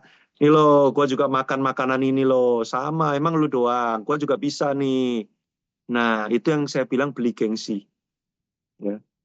Ada orang liburan, pulang nggak seneng. Selama liburan juga nggak seneng. Ngirit-ngirit, cari hotelnya yang menderita dan sebagainya. Cuman buat apa? Update di story terus.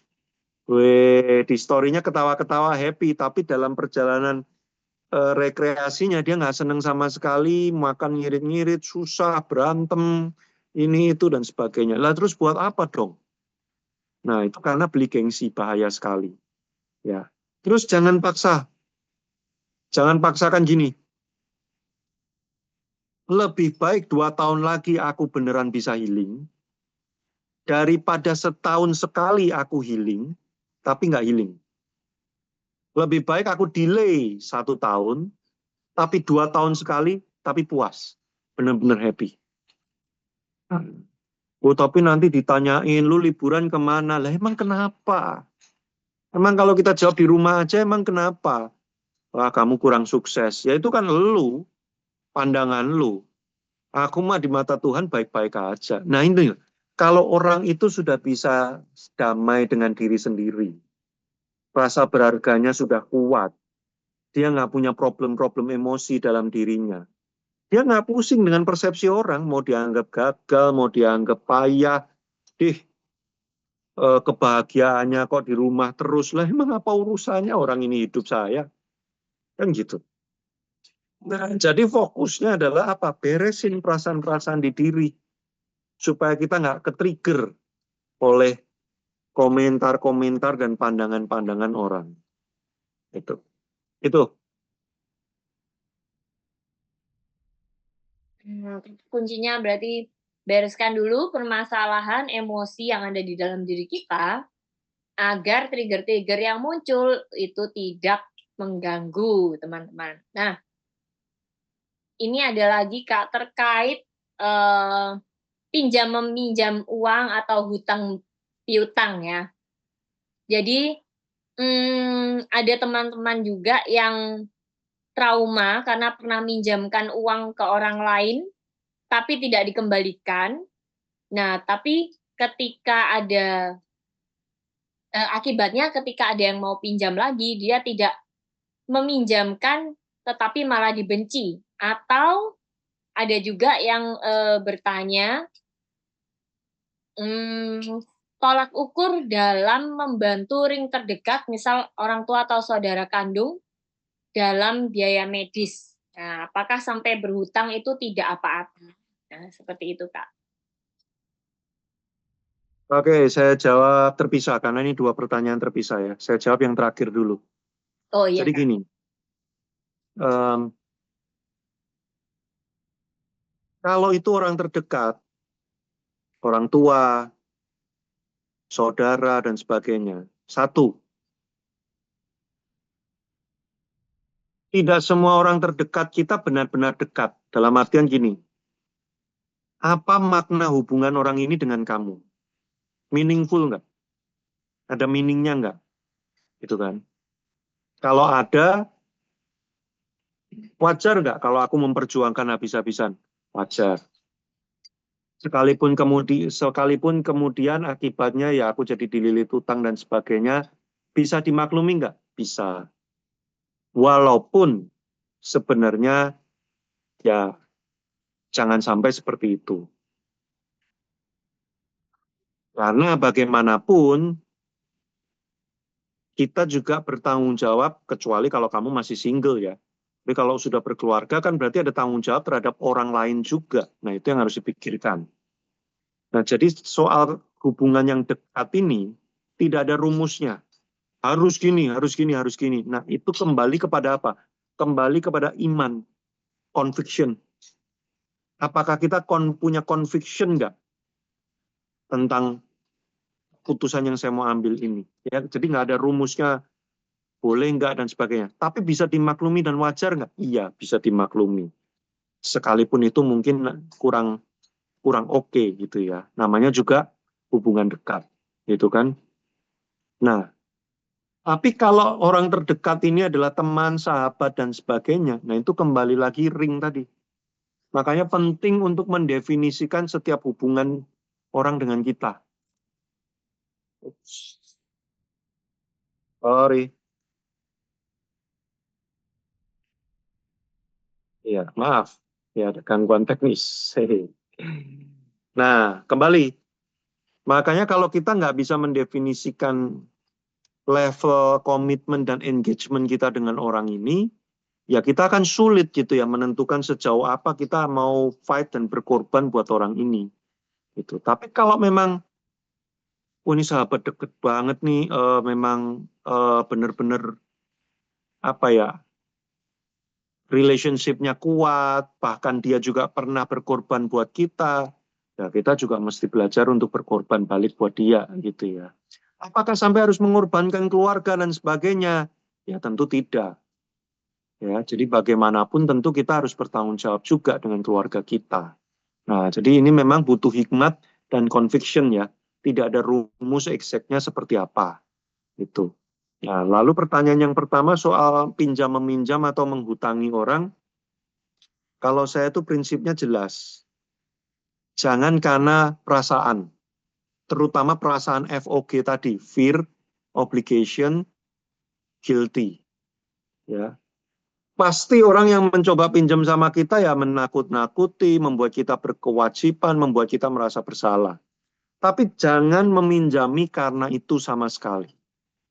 Kalaupun kita memutuskan karena meminjami, ingin meminjami, menghutangi, memang karena kita tahu kemampuan kita bisa. Lalu kedua, gini, ini prinsip saya nih. Kalau ngutangin itu duitnya udah dianggap kayak hilang. Saya itu kalau ngutangin orang, saya udah anggap itu duit hilang. Kalau dia balikin, bagus. Kalau dia nggak balikin, emang saya sudah expect hilang. Jadi ya, saya nggak akan kenapa-kenapa. Tapi kemudian apakah saya akan mengutangi dia lagi? Tidak. Ngutangin orang lain? Tergantung. Ringnya tadi seperti apa. Kemampuan saya ada atau enggak. Conviction imannya, dorongan dari Tuhannya ada atau enggak. Nah, itu semua. Tapi kalau saya, prinsip yang jelasnya gini, kalau saya udah putuskan untuk menghutangi, saya anggap uang itu sudah nggak ada, hilang. Kalau dia balikin, itu uang kaget, uang bonus buat saya. Dia nggak balikin, ya memang saya udah siap. Gitu. Oke, sungguh pencerahan bahwa dalam hal menanggung atau membantu ring terdekat ataupun orang-orang di sekitar kita. Ya, yang pertama itu terkait conviction atau keyakinan diri sendiri. Lalu tentunya kedekatan, sedekat apa kita dengan orang tersebut. Nah, ini menjadi pencerahan ya buat banyak teman-teman yang hadir malam hari ini. Lalu yang berikutnya, prinsip menghutangi berarti berani kehilangan uang tersebut. Ini saya setuju juga dengan pernyataannya Kak Joshua Iwan ya. Karena belum tentu orang yang kita hutang itu benar-benar bisa mengembalikan. Nah, malah jadinya hubungannya nanti tidak baik juga. Jadi ketika menghutangi seseorang harus berani kehilangan uang tersebut gitu. Oke, terima kasih Kak Joshua Iwan. Nah, yang berikutnya ini pertanyaan terakhir ya teman-teman. Karena, wih, habis ini Kak Joshua Iwan kayaknya makannya langsung double porsi nih. Karena Iya, saya harus, belum makan malam, ini lapar sekali soalnya. nah, harus memeras ini ya pemikiran dan hikmat ini ya menjawab pertanyaan dari teman-teman. Nah, Kak Joshua Iwan, ini pertanyaan wejangan lah untuk kita ya. Apakah 5 pertanyaan penting yang harus ditanyakan ke pasangan kita terkait keuangan yang krusial banget sebelum menikah? Nah, mungkin ada teman-teman yang belum nikah dan ingin meminta wejangan nih 5 pertanyaan penting untuk Kenapa harus 5 ya? Banyak sekali 5 Oh ini. iya, banyak sekali, Kak. Oke, coba ya. 1, financial goal kamu itu apa? Nah, kita tanya. Kamu punya financial goal itu apa? Ya pengen, ya orang nanti pasti cerita lah ya. Aku pengen nanti bisa jalan-jalan ke Eropa, ini, itu, ini, itu, ini. Make sense gak? Ya, jangan sampai dia punya financial goals tuh nggak make sense loh. Ya, misalkan kayak, aku pengen punya private jet, oke, dia anak siapa dulu, dia backgroundnya seperti apa dulu. Bukan nggak bisa ya. Orang yang lahir dari keluarga miskin terus sampai hebat banget bisa punya private jet, bukan nggak bisa. Bisa, tapi persentasenya itu sangat amat, sangat amat, sangat amat, sangat kecil. statistiknya. Itu. Nah, tapi kalau dia anaknya presiden, anaknya konglomerat, aku pengen punya private jet ya, ya wajar, boleh lah. Nah, ini jadi financial goal-nya apa dan make sense nggak itu financial goals itu? Terus saya buy-in nggak dengan itu? Saya mau menuju ke sana nggak? Saya financial goals-nya itu adalah saya pengen keliling-keliling, nyumbang-nyumbang, saya pengen nanti rumah itu kecil aja karena saya jarang ada di rumah, saya keliling-keliling Indonesia. Lah, nggak sama financial goals-nya. Ya itu nanti bakal ribut melulu. Ya satu. Terus kedua, kita nanya. Jadi satu pertanyaan itu banyak follow up-nya ya. Make sense nggak? Saya buy-in nggak dengan itu? Saya on the way ke arah yang sama nggak dengan financial goal itu? Terus yang kedua, kita nanyanya gini. What do you think tentang utang? Kamu gimana? Berhutang itu oke nggak? Berhutang untuk bisnis? Berhutang untuk beli rumah? Berhutang untuk beli mobil? Bahkan kita kredit setiap kali beli handphone apa kita bikin jadi cicilan semua. What do you think? Nanti kita akan lihat lagi sama nggak nih? Oh ternyata nggak apa-apa. Kalau bisa itu dari ya jangan pakai duit kita sendiri ya. Lo kan ada yang gitu ya. Itu ada kelasnya loh. Cara cara pakai kartu kredit. Jadi nanti orang punya 12 kartu kredit. Jadi dia pakai untuk bisnis. Itu ada trainingnya itu. Nah kalau saya sangat tidak begitu orangnya. Untungnya istri saya juga sangat tidak begitu. Nah, tapi kalau menikah sama orang yang kayak gitu, wah saya bisa sangat stres itu. Wah, nanti dia pakai duitnya kartu kredit buat bisnis ini, nanti buat begini, begini. Memang ada tekniknya, ada kemampuan, ada caranya. Tapi tidak semua orang dilahirkan untuk bisa begitu. Nah, pasanganmu bisa begitu, kamu belum tentu bisa begitu. Siap nggak?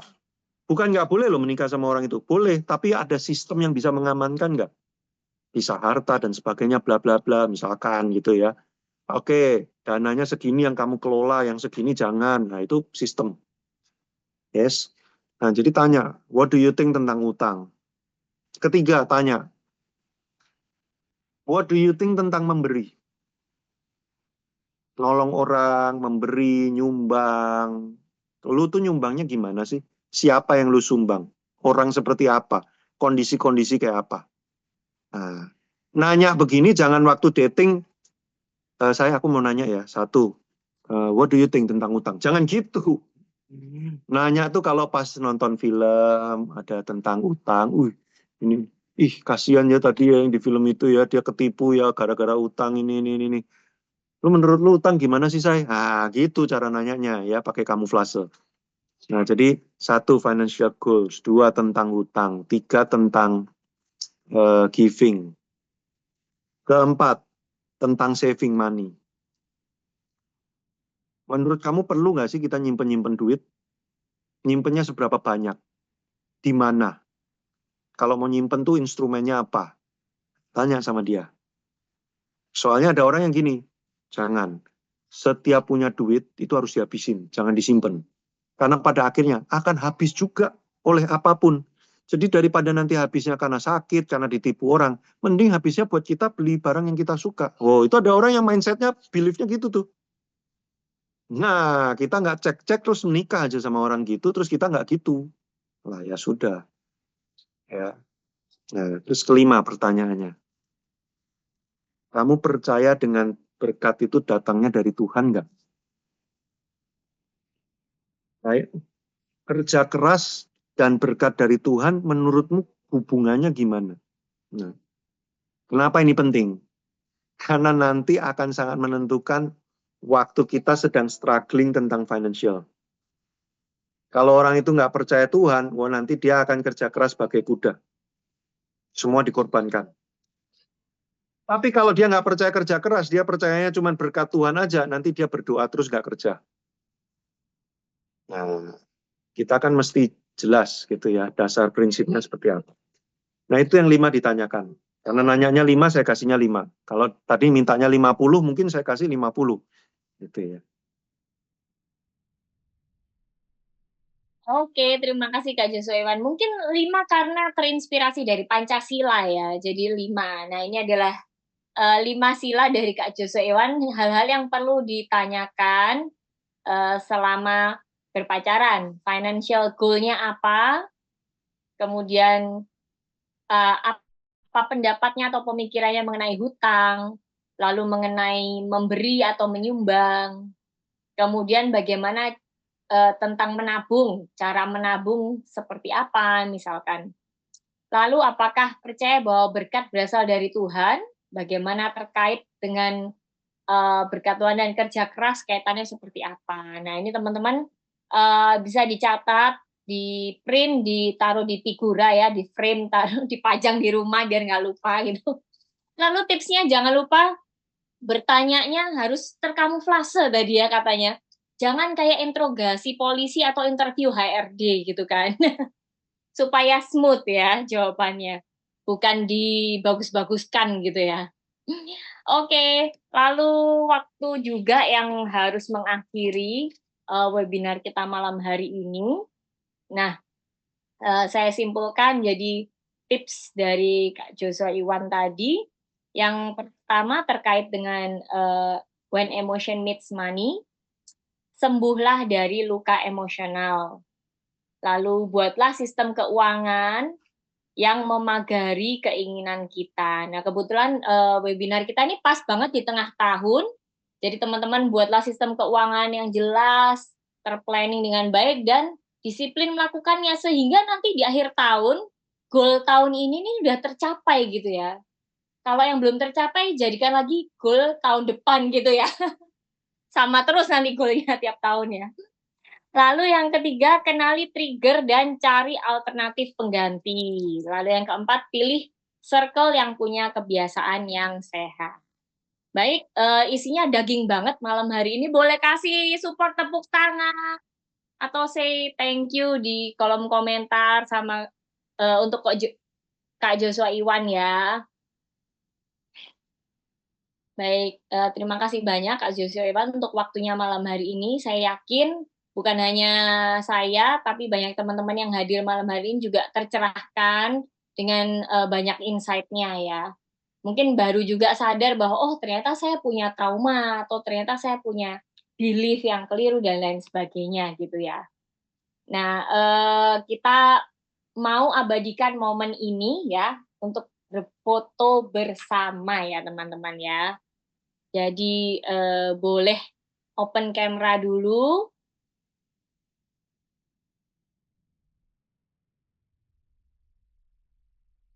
Boleh, pakai lipstik dulu atau sisiran dulu boleh teman-teman ya. Kita foto bersama dulu. Oke,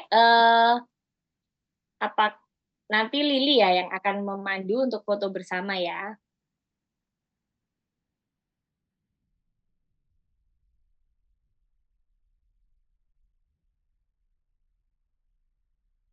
Silahkan Lili. Udah ya? Oke. Siap ya? Slide pertama dulu. 1, 2.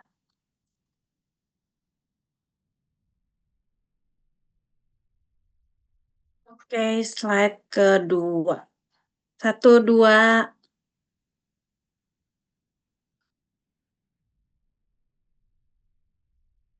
Oke, udah.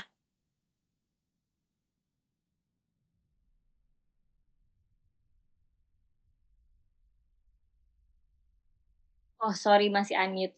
Oke terima kasih Lili. Nah kita mau baca dulu, beberapa pengumuman untuk teman-teman malam hari ini.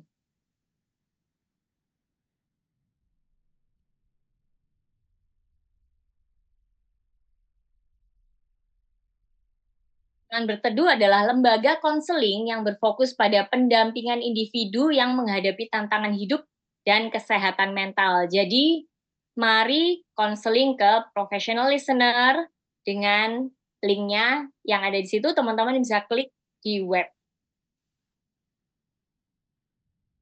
Nah, ini adalah kutipan teduh malam hari ini. Hati yang tak mengenal makna cukup akan lelah. Lelah mengejar, takut kekurangan, dan menginginkan yang lebih-lebih. Sederhanakan hidupmu dengan menikmati secukupnya. Jangan biarkan emosimu melebihi takaran cukup yang sudah Tuhan sediakan bagimu. Baik, terima kasih sekali lagi untuk teman-teman yang sudah hadir malam hari ini. Terima kasih juga untuk Kak Joshua Iwan Wahyudi. Teman-teman bisa follow IG-nya di @joshuaiwanwahyudi tentunya. Dan kami dari tim Teman Berteduh mengucapkan terima kasih untuk support-nya dan maaf bila ada kekurangan dan kesalahan kata. See you di webinar yang berikutnya. Recording stopped.